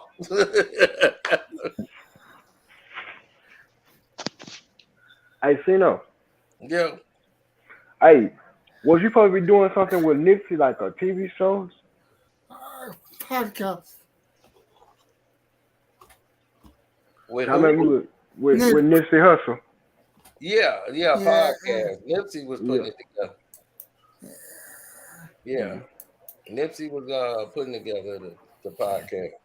He the one told me. He got so ticked off after the everyday struggle thing. Mm-hmm. He was already saying like he was dealing with me, you know. That show was an everyday struggle for real, man. God damn it. Yeah, and it was all watch the episode of that bullshit. Like, Joe Budden's life is academics lie about that as he tried to explain. Like he was like, we didn't even say that. He's like, we didn't come up with the questions. Like we didn't do that. That's a lie because that's a lie. That was academics. Yeah, that was a complete lie. Because another person who was there with Star already told the situation of what happened when they was there. Now I'm like, no, he was your co-host, so he knows exactly what happened. Star already when he told it was an entirely different story than what happened with you. When you told it to Joe Budden, because Joe Budden wasn't there when that went down. Because if that went down, they wouldn't have went down on Joe Budden's show anyway. That'd been major for you. So Nipsey was a fan of your channel. Yeah, he saw a video I did when I was like pretending to be the record producer, the record manager, and I was in there talking with the record manager. He was like, "Man, you know the business, like you know, you give people real advice. Like I've been watching you. You know anybody that's following the trial, Cino? Like they're no, like only maybe 1 or 2 people that's like keeping up with it. Like as far as why it was pushed back, COVID is one of the main reasons it was pushed back. And well, isn't it not going on right now? Like, no, not yet. No, it's not. He didn't like DJ Academic when he passed. They got the jury. I think they was doing a jury selection. Yeah. We gonna get a bunch of motherfuckers. Because before Nip passed away, he said, "Watch out for DJ Academic." You said what? No, I was saying when Nipsey passed away, he did not like DJ Academic. He said, "Watch out for niggas like him." Yeah. But academics come up with this story because he talked to Nipsey on the phone because of Karen Civil and said, "Hey, we came to an understanding." But no, that wasn't the case. He told you exactly what he thought of you on the phone, and y'all was not cool. He tried to get the impression that they worked it out and they was cool. I know. Get the hell out of here, academics. Yo, like, we talked on the phone. And he was like, these other guys, I doubt they even had a conversation with them on the phone. Why would Nipsey talk to him? He didn't. He cussed them out. Yeah, because Karen Civil. There's a difference. Karen Civil, he went through Karen Civil like, Karen, I want to talk to. Nipsey need to talk to him. So, because Nipsey would have ruined his whole thing and would have stopped his whole bag. It's like, why are we giving dudes like this power? You know what I'm saying? Like, we making this dude somebody, and he's a nobody. And what the problem was is that he was on the show, and he was like, I don't know this dude. Why y'all want me to talk about asking me about 6ix9ine? Like, I'm here to promote my album. You know, I'm not here to, to do any of this. Just like WAP 100. Yeah, he's like, you know how we play games. I'm like, no, that's what you do. He's like, look, I'm on a press run. Because that's what he was on, his press run in New York. Yeah, that's it. So he wasn't just coming there. He was stopping at all the radio stations. You know, he on his press run. Like a real rapper should right. Yeah. This is his press run, so he think he's coming in there to do what he's supposed to be doing. Yeah, promote Victory Lap at that time. Yeah, so that's when he told me, because I gave him my boy's information. He wanted to, see if he would sign him and what's not. So he got all the info. And it was looking like, okay. He was like, dude, when I come back from the press run, I'm going to hit you. And I was like, all right, cool. Because I ain't hear nothing back from him. That's because he was on a plane. You know what I'm saying? He was trying to sleep. So he hit me back for a minute. Then he hit me back. And then after he went on academic show, they ain't even air that. That episode never got aired. No. No, that happened. He blew it got leaked. It didn't even get leaked. The information got leaked. That's what I meant.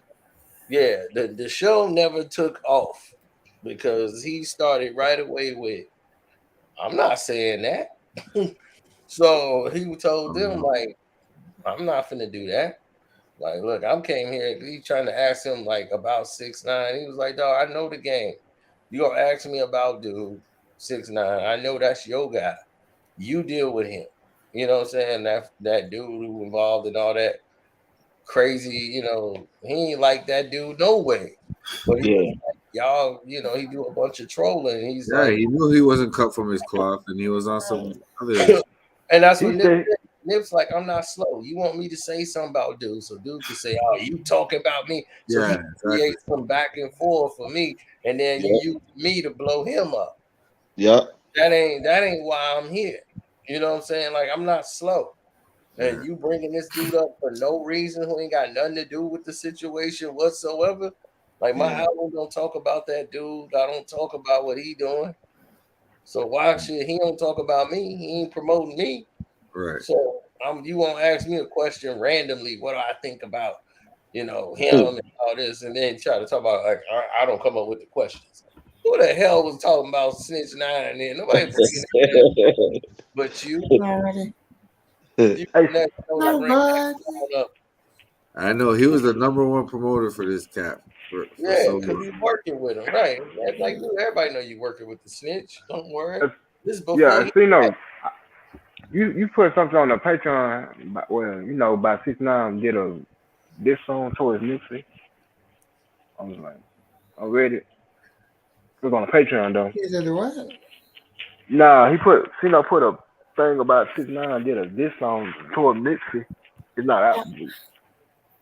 Who cares? What would that sound like?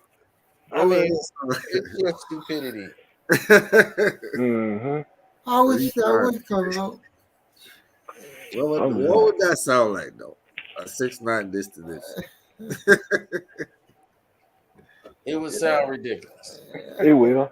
It would. It would. It would sound retarded. He even said he was gonna fold. Like he was gonna 6'9" was gonna tell. He looked at this. I don't know, man. He said he gonna tell. I said, okay. And he did. Nah. No, what Nip actually did was that's apples and oranges, man. Right, but what Nipsey did that was completely different than what everybody else was prepared for is Nip went ahead and he was talking to my son. Like he was like listening to him too, because that's what he did. He listened to YouTube and listened to people that made sense. He ain't listen to academics. He ain't really like that dude anyway, and saw all the stuff he was doing with the war in Chirac. He ain't really feel that dude. And after that, he hit me up. Nip was like, man, I'm thinking of putting a podcast. No official dudes felt that. My son, myself, and somebody else, and was like, man, we got to get rid of dudes like that. And I'm like, dude, if you talking about doing that, I'm down. I get on that. I get on that with you. We definitely, because he knew I had the energy to. He's like, you, my song, and everybody else. You know, we gonna have female on there. He had this female he's gonna put on there, but like me, my song, he wanted Lord Jamar on there. He's like, I want to get you, Lord Jamar. You know, you, and he's like me from the West Coast. He's like, I can't be on it all the time, but I'm gonna pop in on some episodes. But we gonna put an end to that dude right there. I was like, I'm down. And he was like, let me just, when I get my thing set up and ready to go, and we do it. Yeah, we would have crushed. We would have crushed. Me, my phone, if he'd have got look, Mike Google BB said Nip never hit Cino. Why you say that? Well, he know this guy? I don't know. This dude's just a troll. I've already shown people already know. Yeah, people already know. They didn't see the messages and everything. Well, I'm sound like, no, you actually talk to people. Yeah. The way he said it, like he knows you or something like that. That's a lie. Right, I know. And I showed, right. You know, he followed me on every platform, man. Nick followed me on everything. So, and he came to me. I didn't come to him. He hit me up on Twitter and said, follow me. I believe that. Sure. Me.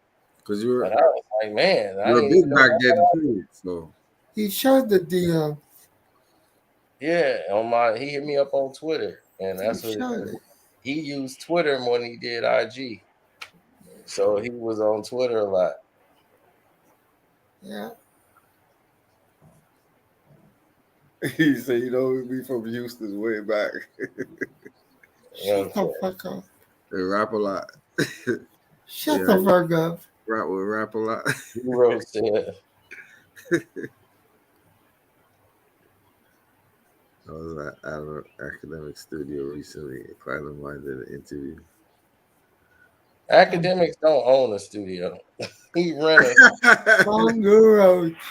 He renting a space, and now his space got reduced. Have you noticed how they then reduced it since when he first started? He was like way on the other side and had the other people on the other side. Now he reduced to one little bench chair.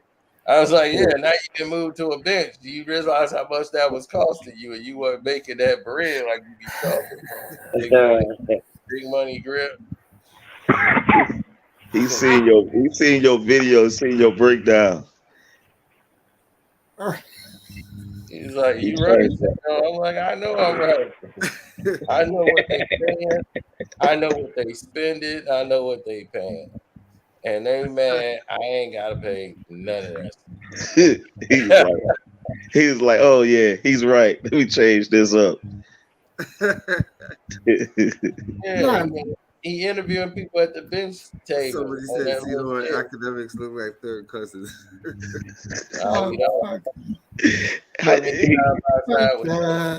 He looked He like know you don't like him though. That's the crazy part though. See though. like he didn't Everyone knows. He looked like he He's didn't still ate taking your advice though. he done ate his third cousin and his second cousin. You look like a big Care Bear for real. Like that dude looks stanky. His knee, you know, this type of stanky dude can't even stand up straight. With knees touching. He got the knees stuck together and their legs go out. That's him.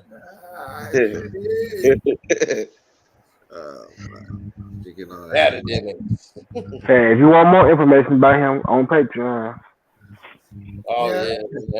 We ain't cutting no short. Academics. VIP is great. VIP. He running around with whack now. You already know. Oh, who the hell is Whack 100? Who is he? Like, I didn't put the whole interview up. Yeah, I listened to that. Yeah. Yo, you kill me. Yo, you so full of shit, man. I don't respect that dude. What are you talking about? I don't respect him at all. I don't you could call him what you want, but I ain't gonna ever respect that dude. Man, he better leave Jay Prince alone. I don't know what is wrong with that man. He ain't got to. Still do what he doing. Talk about you want to beat up Jay Prince. Who is Whack 100? Like who is he? Like where he come from? He could keep running in and out of holes like a mouse. Man, he barking up the wrong tree. Yeah, white people come hitting me up, man. Like, you don't know what's really going on, man. Tell you, see though. You better leave them Texas niggas alone, man. They trying to get me to stay out of it. Stay out of it, see though. I'm like, what you ain't stay out of it. I ain't in it. Right. Just reporting the bullshit you on. Right. I was like, dude, what is you talking about? Like, people was like, man, stay out of it. He was saying some stuff about Farrakhan not too long ago. Like, the dude, I don't know what's wrong with him. No comment. Well, here's the thing, man. You got caught up with Whack situation is this. Whack wants to have control. And Whack don't have, like, he's trying to blow his podcast up because this is all he got. To show you that these dudes, I'm like, dude, they ain't making no money. And that's the thing. The money gonna be at the end of the road of all of this. Building all this stuff up on Clubhouse is gonna blow the podcast up. And these dudes gonna get money. Now Whack get money doing other stuff. Now everybody else though, see, you got all these other people that's doing all this work on the podcast. They're gonna be like, all right, when the money coming in. Cause see, they ain't got no other job or no connection. This is it. So for them, this is how they bread eat. So now they seeing everybody else eating, and they see, well, Whack must be getting this. I ain't got paid yet. So Whack was going out of his pocket. Whack was going in his pocket, paying people to keep people cool. So that's how him and Reed, you heard Reed tell you, man, I ain't made no money, I gotta go to work. I gotta hustle. I gotta do what I gotta do to make this end meet. Oh man. Hey, Cena, would you get on Get It the Kid and Wallow podcast? I would. I don't understand why they would want me on there. It wouldn't really make no sense.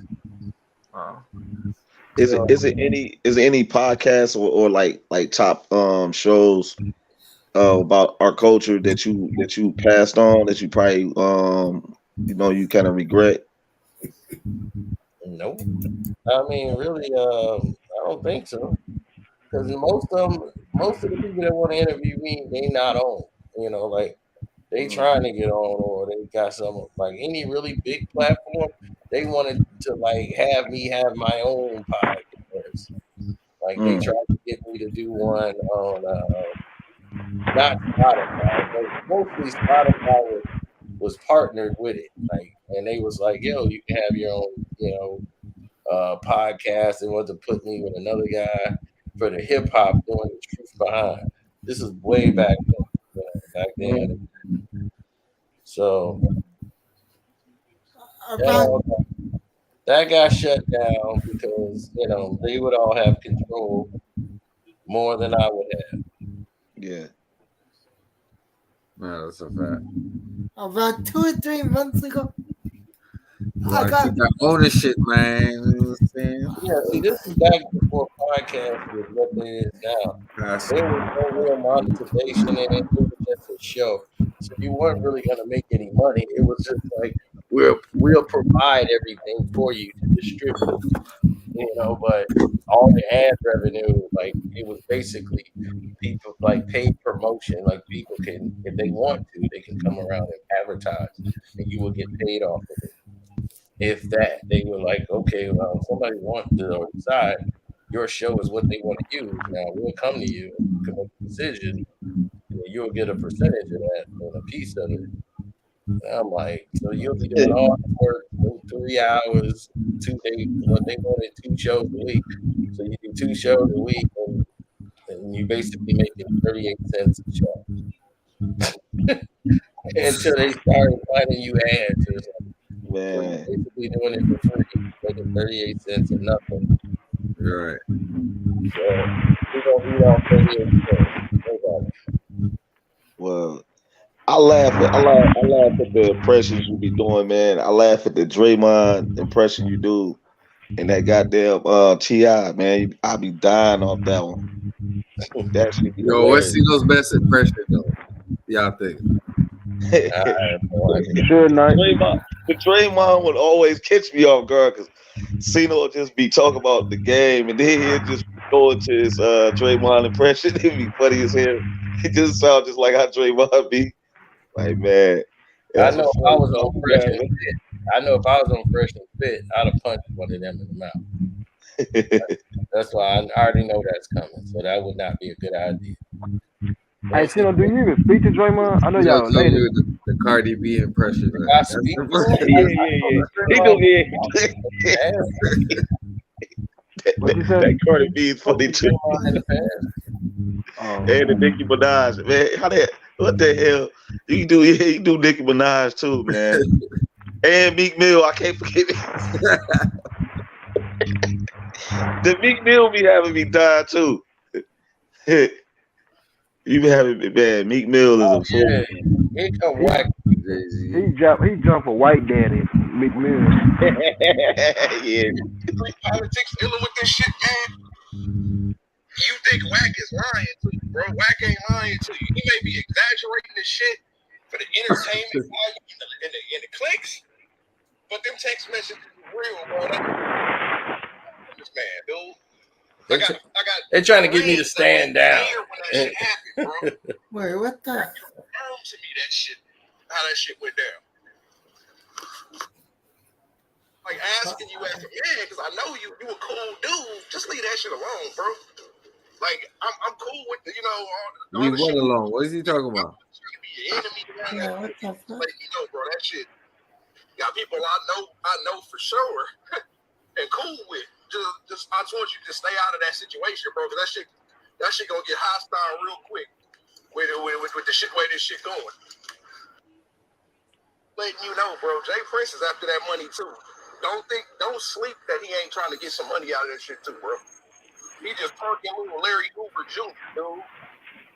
That's the sad thing. When I'm watching all this shit transpire, and I'm hearing from people I know that dealing with it, they telling me a lot of shit, bro. Like, you can't trust that nigga Jay Prince and what he say. That man don't stand on no principle at all. He may act like he do, but he don't. Yeah. So we say that to say what?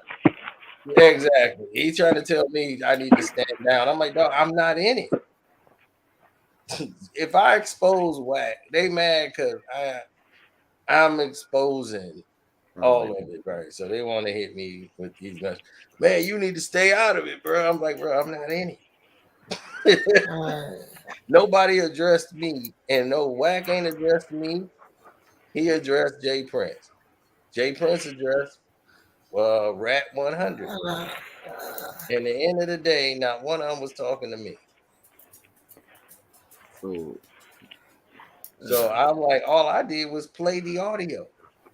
I played the audio. So I'm like, you hear them talking to one another. I played what Jay Prince said. It wasn't what I said. That was what Jay Prince said. He called him Rat 100. Officer Rat 100. He called him that. Rat 100. I didn't say that about it. He said that about it. So why are you so concerned about they call Charleston White Rat Williams? They kind of like the same motherfuckers. Like you know, man, Charleston White. I don't deal with that dude, and everything that went on with Kwame, this show didn't explain why. Yeah, he's a weirdo, eh? Oh my god, he really went on Tommy's show and acted a fool. I want to buy the TLC's catalog, but I know I got to go through Babyface and LA Reid with that. I just interviewed Wack, and not one question was about Jay Prince. So what is he talking about? Stay out of that beef. What's he like? I'm in the middle of the beef.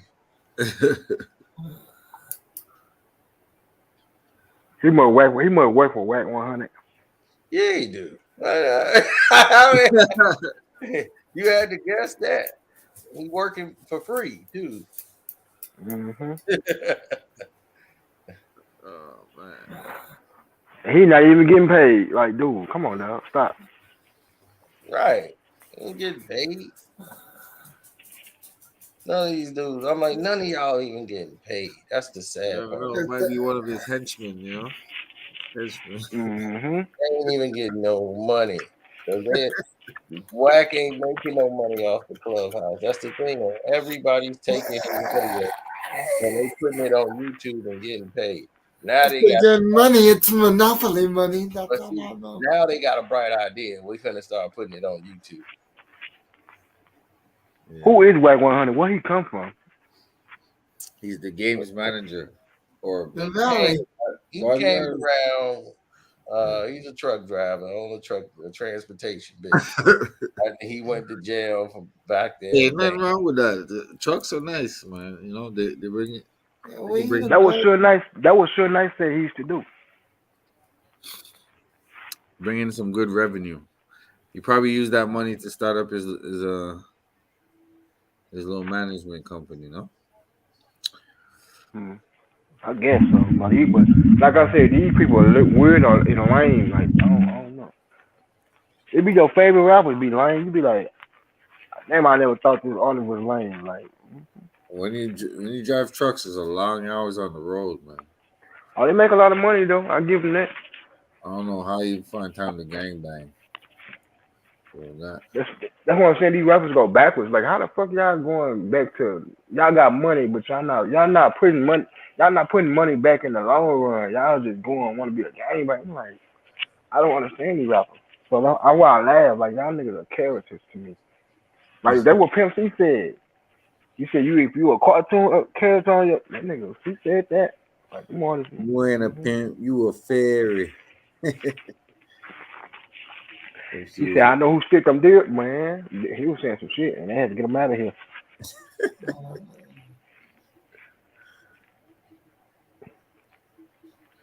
Right. What Jay Prince called him?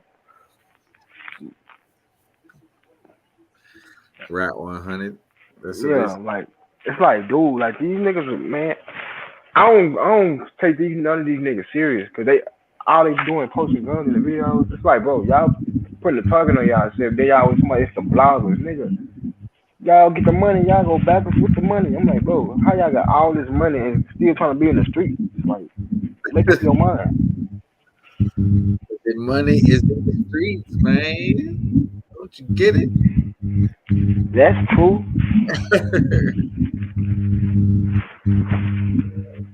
God damn, I know.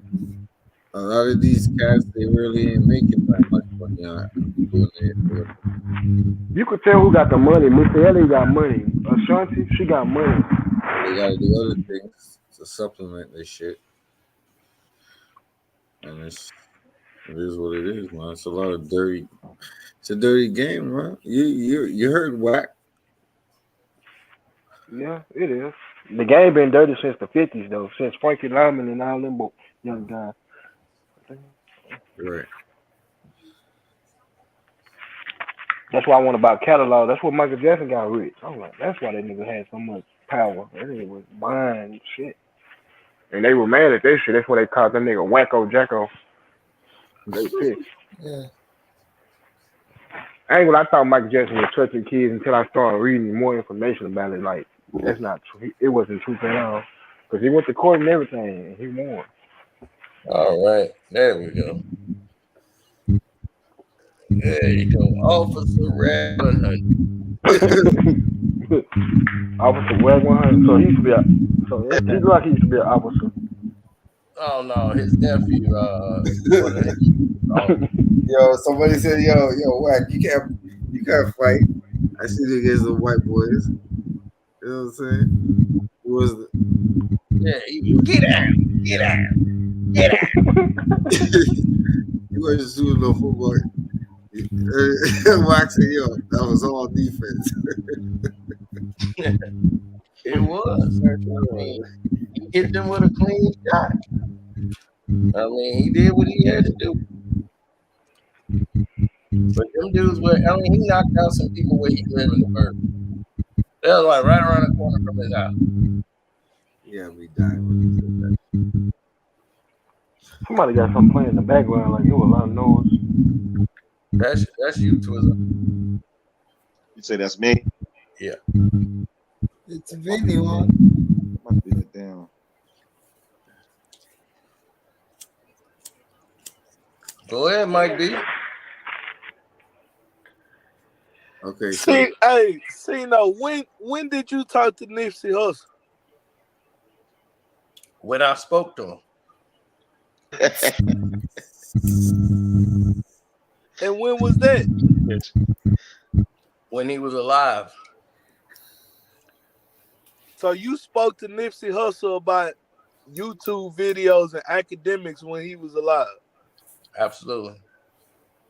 Where's that where's that live at? When did you ever talk about that on a video or a live? We did it on a live stream when he passed. When he passed, yeah. Everybody saw it. They saw the messages. Yeah. So on the video when he passed, you said that you talked to him. Not on that one. It was on another one, but it was after he passed away. It was a live stream, but yeah. And the day of his funeral. Yeah. As well. The day of his funeral too. Yeah. It's not a secret. That's all I wanted to know. Because I ain't never heard that till tonight. Oh yeah, it's real. I mean, well, welcome. You see, it's just that a lot of people probably haven't noticed. I mean, some of you probably knew, and then like new to the page and everything. But yeah, we definitely put that because a lot of people said that too. Cap. So we showed everybody the proof. Oh man. Okay. I'm finna go check it out. Oh, go ahead. Cause I must be new. I must be new to the page. Yeah, you got to be.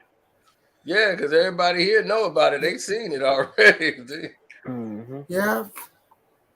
Yeah. Okay. The dude sounds like Perk. What's the name of the video again? I think it was around his funeral. It was anytime. It was the day of the funeral. He said, it was the day of the funeral? Or around that. Or around that? Okay. Yes. Well, okay, let me ask you a question. Why do you think Cito's lying about that, though? Exactly. Yeah, that's another question. Exactly. To be honest, because like I said, I never heard him talk about it. I've been following this page since day one. Oh man, I don't know how you missed that. What? And you know who I am. Don't try to act like you don't know who I am. Who are you? No, I'm not talking to you. I'm talking to Cino. Cino know who I am. You know who Mike B is. You know I've been on your page since day one. Cino, you know. Yeah, you remember who Mike B is. You remember from Houston and how we used to talk about your boxing social that you got down here and everything. Oh, yeah, I think you was in a StreamYard we did before about that.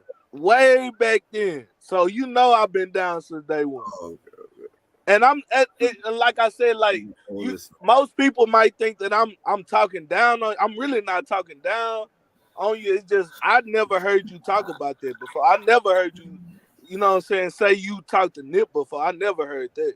You must have not been paying attention. Yeah, that was I didn't make that public until he passed because that's what he was working on. You know, that's what he do. So but yeah, man. Hey, bro, you probably ain't seen my comments on your stuff too, bro. You been going up, bro. I'm proud of you, bro. You know what I'm saying? I'm proud of everything that you've been doing. Like your page is going up. Like I made the comment like in the last month, bro. You ain't had no less than 3,000 views on any of your videos. Like I looked at that, I'm like, bro, you going up. Oh, that's the people, man. I mean, we probably have a lot more if they wasn't holding me back. Yeah, it be all of the LeBron haters. Because you know, we keep it thorough over here. Yeah, it be all of LeBron haters. You know, the bots and all that. Oh yeah, for sure. But make sure y'all like and stream and all that, man. I was just coming in for a little minute. Much love. I appreciate you coming through, bro. Yeah, much love. All right. That's what's up. Mike B. But he's a loyal listener. He said, I never heard you say that. You missed that one, maybe. I ain't saying nothing.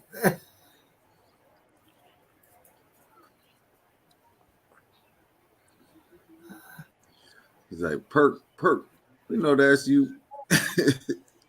He's like, that's Kendrick Perkins. Mike B, a.k.a. Kendrick Perkins. You're crazy. Oh, man. But yeah, we would have shut down Everyday Struggle. See, people didn't realize they weren't making no money on Everyday Struggle. They weren't, because they had no ad revenue, so they wasn't really making any money.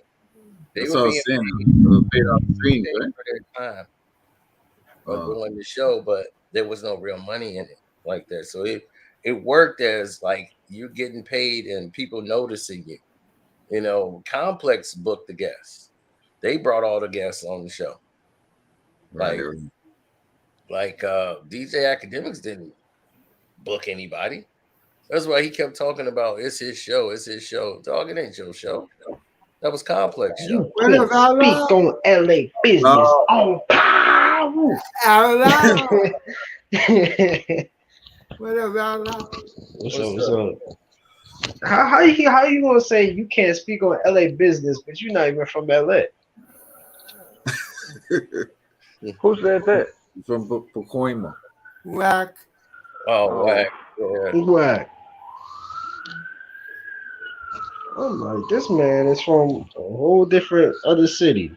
Talking about don't speak on LA business. Yeah, but they somebody finally grew a brain. But I'm like, ain't Academics your homie? If Academics is your homie, how you don't know? Like, wait, about what? About YouTube and why they don't have no. He was like, everybody making money. Yeah, everybody was making money off this fool. And he was on what is it? What was he on Clubhouse for hours, months, and wasn't making a cent? No, he thinking it's gonna make his podcast blow. He gonna put his podcast on, and then he gonna get money. But here's the thing: you gotta have ad revenue He don't know how it goes. That's why he thinks he's trying to boost the podcast up so that everybody will see it, so the ad revenue companies will run over with the money, right? And they're gonna start putting the money in there. As I told you, the people that get the money ain't the ones that do all the beefing all the time. That ain't what gets all the money. You know, that's the small. When you think small, this is why academics is not one of the top earners on YouTube. He makes some money on YouTube, but he ain't one of the top earners because don't nobody really deal with him. His, on that level to where he's essential. What he's at now, he's just right there being a middleman, Right. that other people can use to get their artists on. He's like a hack. And he gets paid by the record labels. Some of the record labels, yeah, some of them, but he's not really making that kind of money anymore because a lot of these record labels are not even paying the artists like that. Yep, so that's true. Like, who's gonna pay you? Like Wack used to pay him to do some stuff with Bluetooth, and then he would say, "Hey, look, you help me out, I help you out. Scratch my back with this artist," and so he was. Bluetooth is in love with a girl that has no tooth. Right. I'm like, dog, if you want to justify another artist saying, "Man, why are we paying academics?" Can we say allegedly? Shit. Nah, he is. He's a millionaire though. 1.7 million. I think he make about 1.7. That's cool for him. Congratulations. Wait, who Wack? But I would have made more money than him. I turned it down. I've been making 700,000 to at least 1-something million, easy in advertisements and everything else, just off my truth behind videos. If I had taken the deal, because I didn't take the deal, they went to sabotage me, but not take the deal. Now I was doing. Now, if you want to compare numbers, all you gotta do is go back, go look at the truth behind videos. I'm doing 600,000, 500 millions in views, millions. Yep. He wasn't touching those numbers.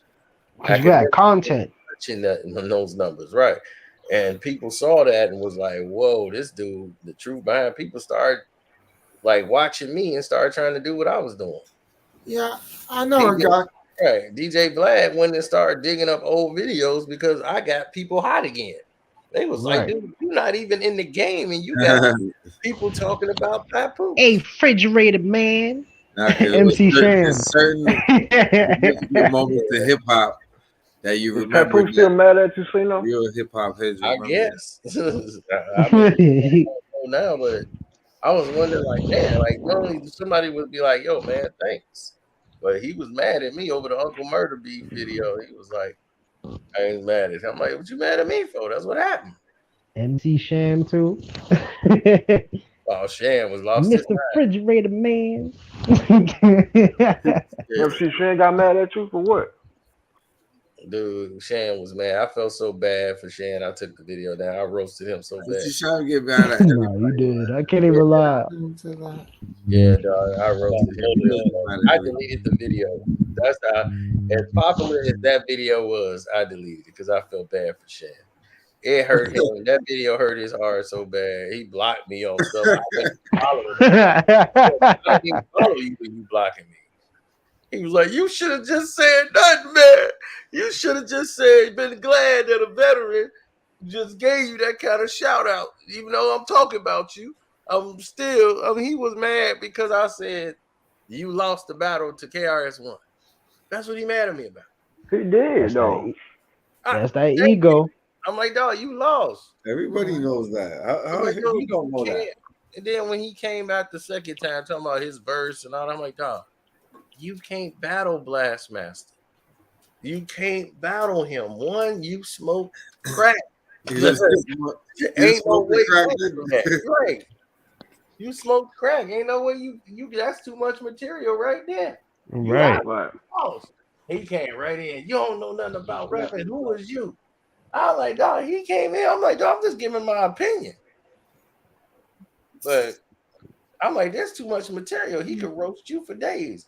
You thinking about how witty and clever a bar is. Like, you ain't ready to battle Blastmaster. Right. Yep. He's a dope MC, but he ain't on that level. I was giving everybody time to watch it. I'm gonna do the Stranger Things review. I was just giving people time enough to check it out. Who else? It was the I've been busy, but I've been on it though. I've been knocking it out. I did 2 movie reviews. Yeah. In like 2 days. I just did the Northman today. I got another one tomorrow. How was that Tom Cruise movie? You mean Top Gun? Yeah, Top Gun. #1 movie in the world for 2 weeks straight. Oh, I gotta check that out. Yeah, Off the I gotta go and check that Did a out. review. Oh, okay. Right. I'm like, his Warren Chirac series is bootleg compared to the truth behind videos. Like he didn't like a lot of stuff people didn't know nothing about. And people like, you lying. And they come to find out it's true. They be like, oh my God, he was telling the truth. That's what made him blow up because it was real. Yeah. Like, people was like, man, this really did go down. Like, yeah, it did. Like, y'all just didn't know.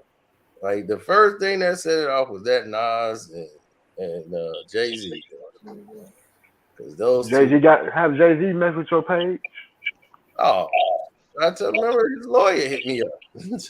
Yeah, and that's another. That's when I first like. All right, it was the Tupac and Dr. Dre beef and stuff like that. Then it was when you was going at Jay-Z. Then I was like, oh yeah, I'm locked in. And then when you started going at LeBron James, I was like, oh yeah, I'm definitely subscribing to this page. I rock with you. That's how I got subscribed too. Right. You know, it was relentless at first, man. I was like, yes, I finally met somebody that is saying the same thing about LeBron James. That's a real dude. And that's what the part that sucked. It always the artists I deal with too. Strange, he was mad about the him getting beat up by Biggie now. The video made him tell his version of it. I'm like, dude, I'm going off the version I heard. Didn't somebody get mad that you 50 Cent smacked him or something like that? I forgot his name. That dude, forgot his name too. Yeah. It starts with an S though. Virgil Star, no. Nah. Oh, dog from Phoenix. Yeah, I think Yeah. He was with G. Yep. He was with G. He did the songs with Mary J. They didn't work. Yeah. He started going up when he went to Euro and started doing that Euro music. Right. And, yeah, he was doing it. They did an interview and they brought my name up and he was like, this dude Carcino for life. Does it look like he smacked me? Hot Rod, that's him. Yeah. One of the worst. And he did a whole like interview about it too. Yep. And I told him, he was like, man, tell me who told you that? And I said, Curtis, 50 Cent, Jackson. Yeah. Go get 50 and get 50 to tell the whole world he didn't slap. Wow. You know what I just looked up? Granddaddy IU. Yeah. Explains the truth behind the Tretch and Tupac beefs. And he wanted to tell it himself and stuff like that. I'm like, man. He was like, he don't know my story. I could tell my story better than he could tell my story. He said exactly what you said, though. Yeah, word for word. Word for word. Almost word for word. Exactly how I said it. That was 3 years ago. Yeah, I'm just saying, I want to tell my story. Then tell it. I wasn't stopping you from telling your story. Yeah. All right, so you dropped that 7 years ago. And they he redid it like 7 years ago as well too, and then he did another one 3 years ago. Right, still telling the same story. Go ahead. Damn, it's been 7 years, man. That's a long time ago, man. And that's what's crazy is he think like he's the only reason I know like I know the story because he told it. No, It ain't that way. That story is told by different people in different ways. You know what I'm saying? Especially the Big Mama situation, because you wrote that song for Marley. You went there and wrote that for Roxanne Shante. This and MC Light. When you Isn't he get MC Light's ghostwriter? pretty much, he was a ghostwriter. He was with You talking about that song Big Mama where she did internet and all the rappers? yeah, Queen Latifah, Oh all them. wow. Everybody went after him. He thinking everybody gonna go after Roxanne Shante. They went after the writer because they knew it was you. They was like, "Oh, what is you doing?" Like that was career suicide for him. Yep. How you gonna play both sides and ghostwrite for both of them, and then they know exactly how you write? It wasn't that. It's just that when the song was released, they knew who wrote it. And then the thing that made it bogus is that dude is at MC Lighthouse all the time. Like everybody was at MC Lighthouse because so he know damn. Right. You know MC Light. You know everybody. You wrote a diss song against her. If somebody else at her house with what's his name? Milk and all them. Milk is chilling. Yeah, they all over there at the crib. Capadonna's there, everybody there. So it's like you around them, B. It's like how you do that? You around them and then you making diss songs on them. For somebody, oh dude, I just wrote it. It's for them. You know, they wanted me to write a diss song. And it's like, no, you don't do that. That's crazy. Hey, Cena, what happened to Apache? Like they wanted KRS-One. I mean, they wanted Kane to do it. To write a diss song on KRS-One for dissing Roxanne. What happened to Apache for real though? Well, Apache kind of got, he was caught in the dope game, all kind of stuff going on. Oh, he was living both lives. Yeah, he was. He was actually nice too. Yeah. Damn. I seen who was the greatest female, I mean not female, but like kid rapper that you ever heard? Kid. Could I say Jamal and Malik from Lethal? I like them young dudes. You talking about illegal? I like Jamal. Yeah, what I'm saying, like. Go ahead. You said like which one was the better one? Or? No, I'm saying like out of all the kid groups that came out, like who was your favorite? Like, illegal. Well, they was only out for one album because the thing is that they didn't have enough money to put out and they were individual artists. Like they didn't even know each other. They got put together. Oh, okay. Yeah, so that's what happened. The record label was like, look, we don't have no budget to put out both of y'all albums. Now y'all join up and be a group, I can put y'all album out. That's the same thing happened with the Ghetto Boys. Yeah, Jamal can rap though. They was never a group at all. Jay Prince said, look, I ain't putting out 3 individual records. Now what's gonna happen is I gotta do the Jay Prince boy. Yeah.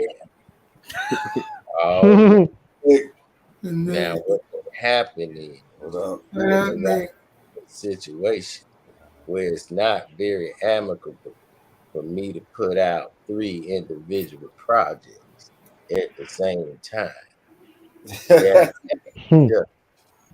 And I also know that y'all all got 3 different styles.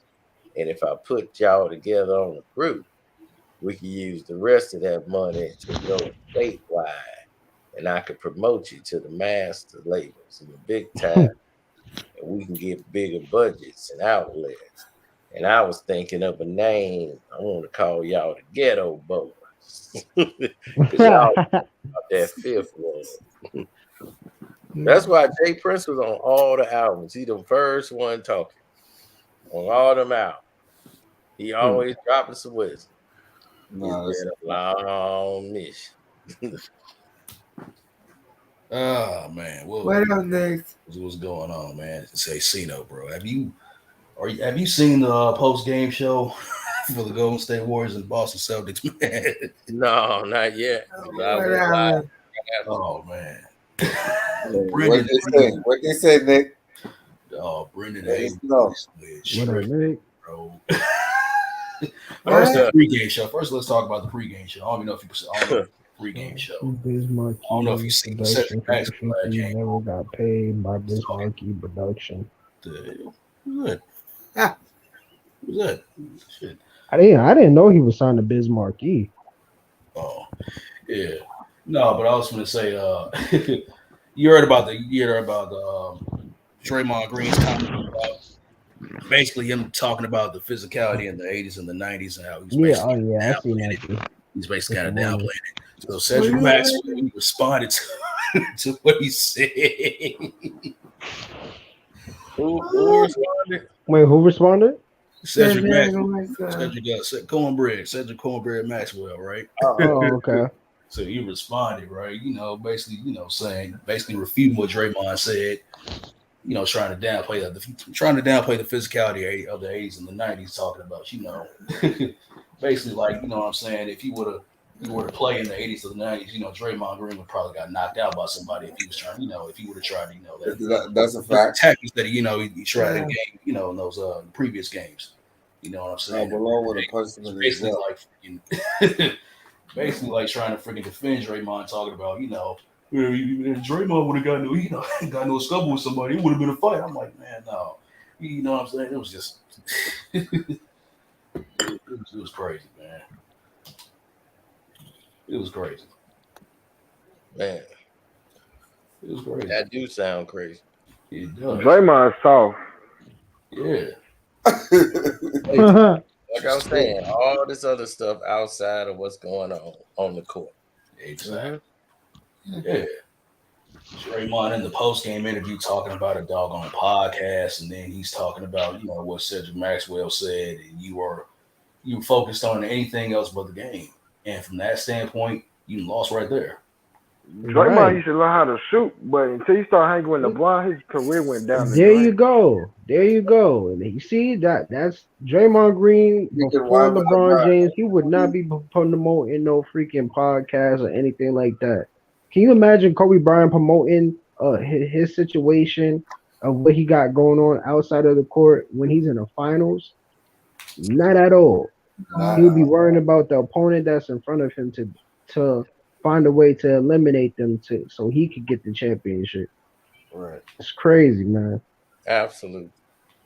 All about branding, man. I can't stand players like that. Like this internet mess up a lot of people. It's good, but then it also mess up a lot of people's head. Like, yep. You got a lot of. I think it made facts. And I think it made people like more like, how can I say, like, people are more like not even sensitive to death like that anymore. Like it got to that point. Yeah, it's true. It desensitizes me a lot. Right. No, that was just one of the biggest. It didn't set it off, Jericho. Hey, yo, there you go. You see that Buffalo shooting? The footage of that shit? That shit. No. I didn't even watch it. I didn't want to watch it. I seen that by accident. I didn't think that was gonna be the actual video. That fucked me up. That's graphic, and it's like, what is that? This is on YouTube or something? The kid was moving like he was in a video game. I swear. Black 100 applied pressure to me. What? He tried to drive you, man. He tried to drive you, Cino. Nah, Cino, I liked it how you didn't even let him over talk you because that's what Whack 100 was gonna do. That dude ain't pressuring me. He's man. People. He might be another. He might work for Whack 100 too. Okay. See, that's the shit that people be trying to create some type of narrative, man. That's funny right there, though. Nah, but they're instigating. You know how that is. Yeah. He ain't getting paid. So I ain't getting paid. Because Wacko try to control the conversation. He one of them people like he try to control the conversation and he won't say nothing that's like right enlightened. He's not gonna say nothing. He's not gonna say anything that's gonna have you like, wow, Casino was like, listen, I ain't talking about no open case, man. I don't care what you talking about. I ain't not talking about no open case.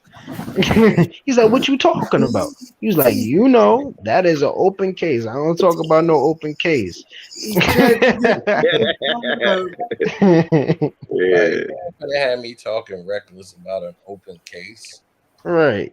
An open investigation. It's like, are you serious? Okay, so when Wack got on the phone with you, he talking about the Jay Prince thing right away. No.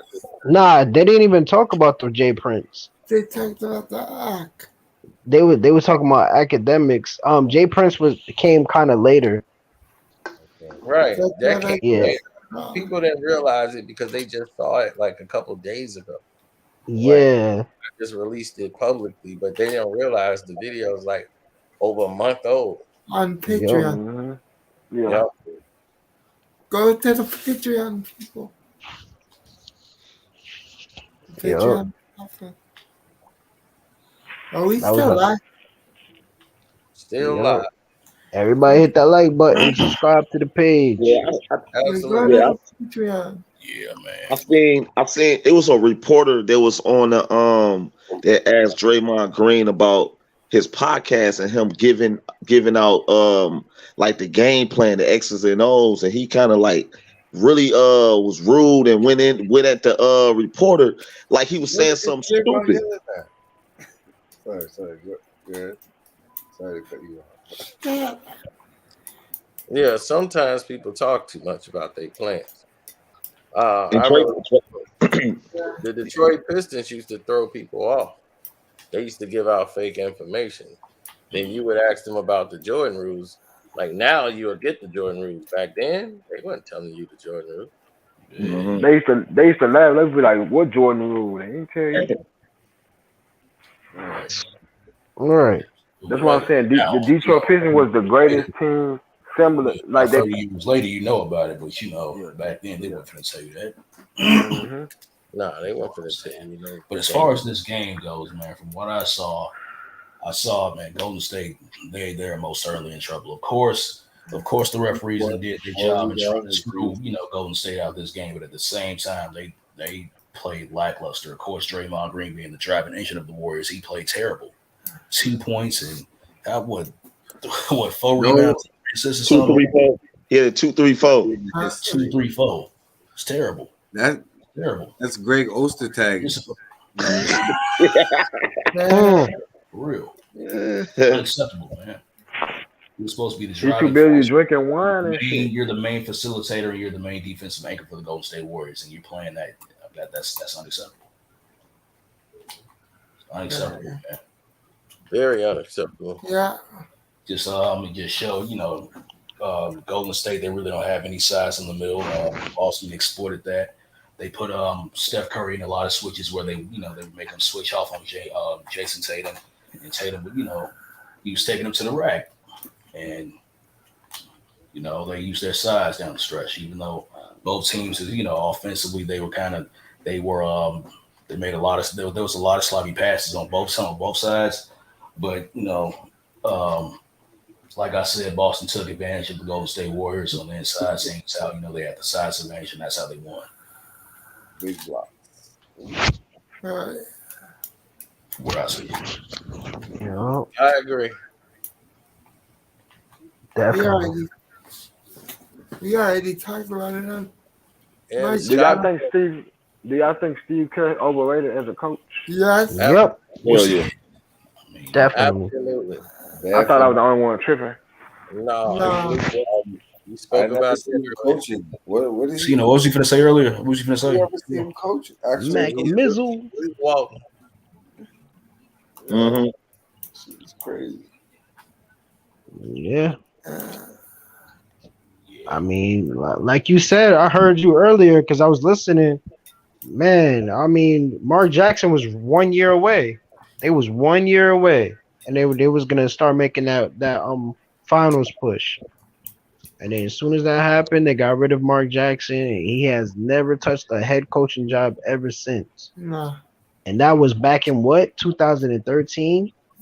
2014. 2014 was last year. I think Steve Kerr will make a great Yep. commentator. No? I A think great this what would now?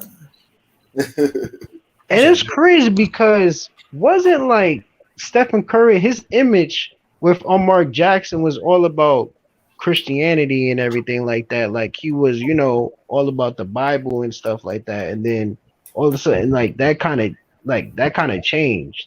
It did, yep. David's wife. That's all I. Yep. Nah, the reason why he got fired because he said a comment. He didn't say nothing disrespectful. I think somebody came out the closet, Jason Collins. He was like, Those Oh alphabet. yeah, Jason Collins been out the that, closet, fella. that are in the He- high office he- seats in the Golden State Warriors. You know, for the Golden State Warriors. Jason Collins was out the they took closet it- Yeah, they before took that. offense to something Oh, that it Mark was before Jackson that? said. You know, oh, I thought. basically, Oh. Yeah, Man, go ahead, Nicholas. Oh, my bad. Somebody, Stupid. Taj Gibson, like putting his butt on Collins, backing him up so he can go up and score. As soon as he came out the closet, boy, that was it. He got a lot of awards and every damn thing. I said, damn, okay. Oh yeah, for sure. You gonna get a lot of awards if you are part of that team. Yeah. Basically, you know, Mark Jackson got screwed out of his job. Yeah. Those, you know, I thought freaking sodomites. We still alive. Alphabet crew dudes took offense to what he said, which was nothing harmless at all. Right. Something any, you know. Yeah, man, I be watching Boosie, man. He be going hard on it. Yeah, them and their witness, you know, they don't like somebody saying I'll pray for you. You know what I'm saying? They don't like that, apparently. Right. Hey, that's offensive to them. Didn't Mark Jackson get a job with ABC right after he got fired? Am I right? Like right when that finals, like I thought like that was crazy right there. He lost his job and then got a job as a broadcaster. Because he was great. He was already broadcasting. Yeah. Now. Because he was great. Mama. Mark Jackson as a player, though. What do you guys think? He was a good player. He was a good player. Yeah, y'all say he's a good player. Mark, yeah. Even in that 2000 finals, he had some good games. Like his post up, dribbling up the court. Yeah, man, he's taking so long posting smaller guards, man. They had to change that rule. Nah, he was nice though. He bagged their ass down for about 12 seconds and get, you know. That was a rule. That was a rule change because of Charles Barkley initially. Yeah, but Mark Jackson was doing the same. Whenever he got the ball, he was taking them smaller guards, bagging their ass down. Oh yeah. Hey, Cino, how's the ratings right now for the finals? They haven't really went through the ratings. Okay. I need them to be sky high so they can show that they don't need LeBron in the finals. They haven't really been that stellar because they kind of in the way. All right, why you gotta bring him up? So they were moving the times. Like tonight's game was almost everybody was asleep. Yeah, it was 9 o'clock Eastern time. 9 o'clock on the East. Everybody like this kind of late. Right. But the games always started at 9. Even when Mike played the Jazz, it was always at 9. I just think the pregame it was earlier, no? No, it was earlier. Hey fellas, I remember definitely about 9. No. Well, because I'm in Detroit, so that's why. That's it was the like time. 4:30. No, if it was on a weekday, they played at like 8 Detroit time.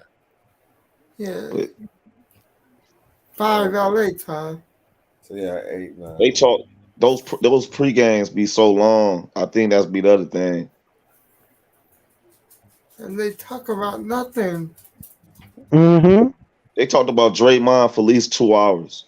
I was like, this is a whole 2-hour show, and y'all talking about Draymond more than Steph Curry. No, I ain't even watch that. I just wait until the game actually comes on. Yeah, that's what I was saying. I'm done with ESPN, man. Yeah, I suffered through it though. I suffered through it earlier. For some reason, I be just listening to YouTube. I left ESPN in 2011.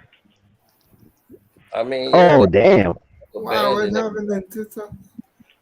Yeah, the because reason why, I seen him started catching up to LeBron, so I said, you know what? Oh yeah, that's exactly what they was doing. It was just either LeBron or the Cowboys or Yeah, the Patriots.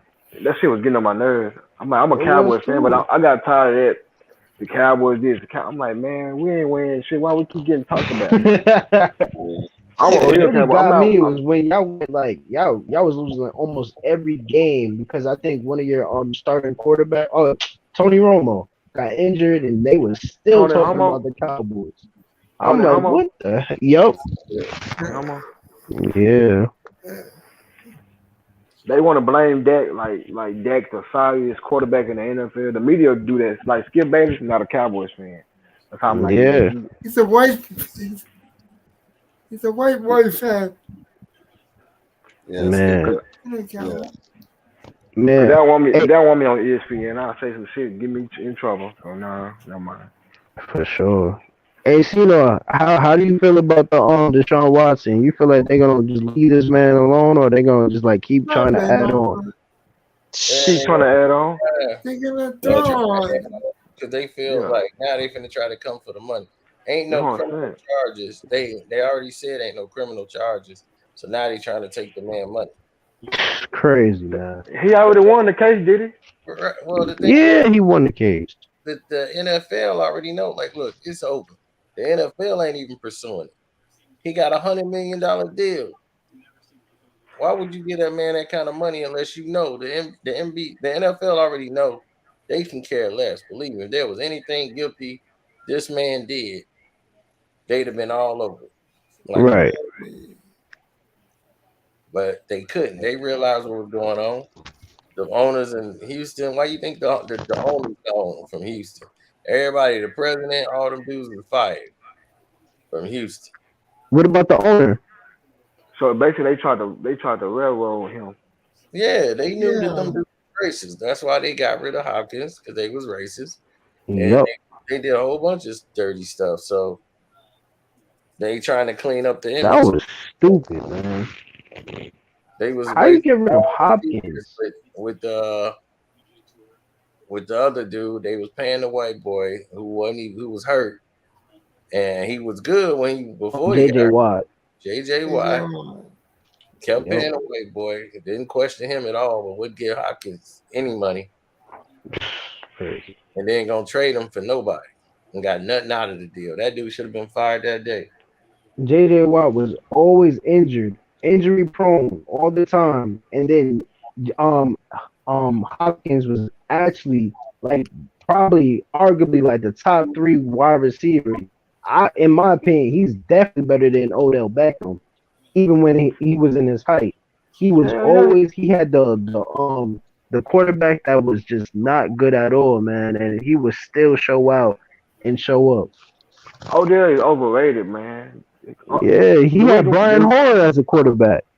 And was making him look good. I got your cash out. Thanks, Guru. Hey, you just dropped something on the Patreon, did you? I said you just dropped something on the Patreon. Yeah, that's how quick it is, man. We move fast. Always working. I'm sitting up here on a live stream and already you got a video on the Patreon. Just that quick. Bang. So yeah, man. I can put videos up on there all day. People don't even know this stuff already done. That's all I do. I watch the Patreon, and that's all I do. I stay watching your shit because you talk about real shit. Like, that shit crazy. I don't hear nobody else. Even on One Crack News, too, you be talking that real stuff. I was like, man, even with the whole dating scene, I'm like, man, you speaking facts. Guys just definitely goes along with, they just be like, yeah, they just go with everything the woman said just to get in the pants. But that's the wrong way to go. Yeah. Shoot. I kind of did that too when I was younger, but you gotta set what you want, and if they're not with it, then they're not with it. That's it. It looks like we going into the back cave.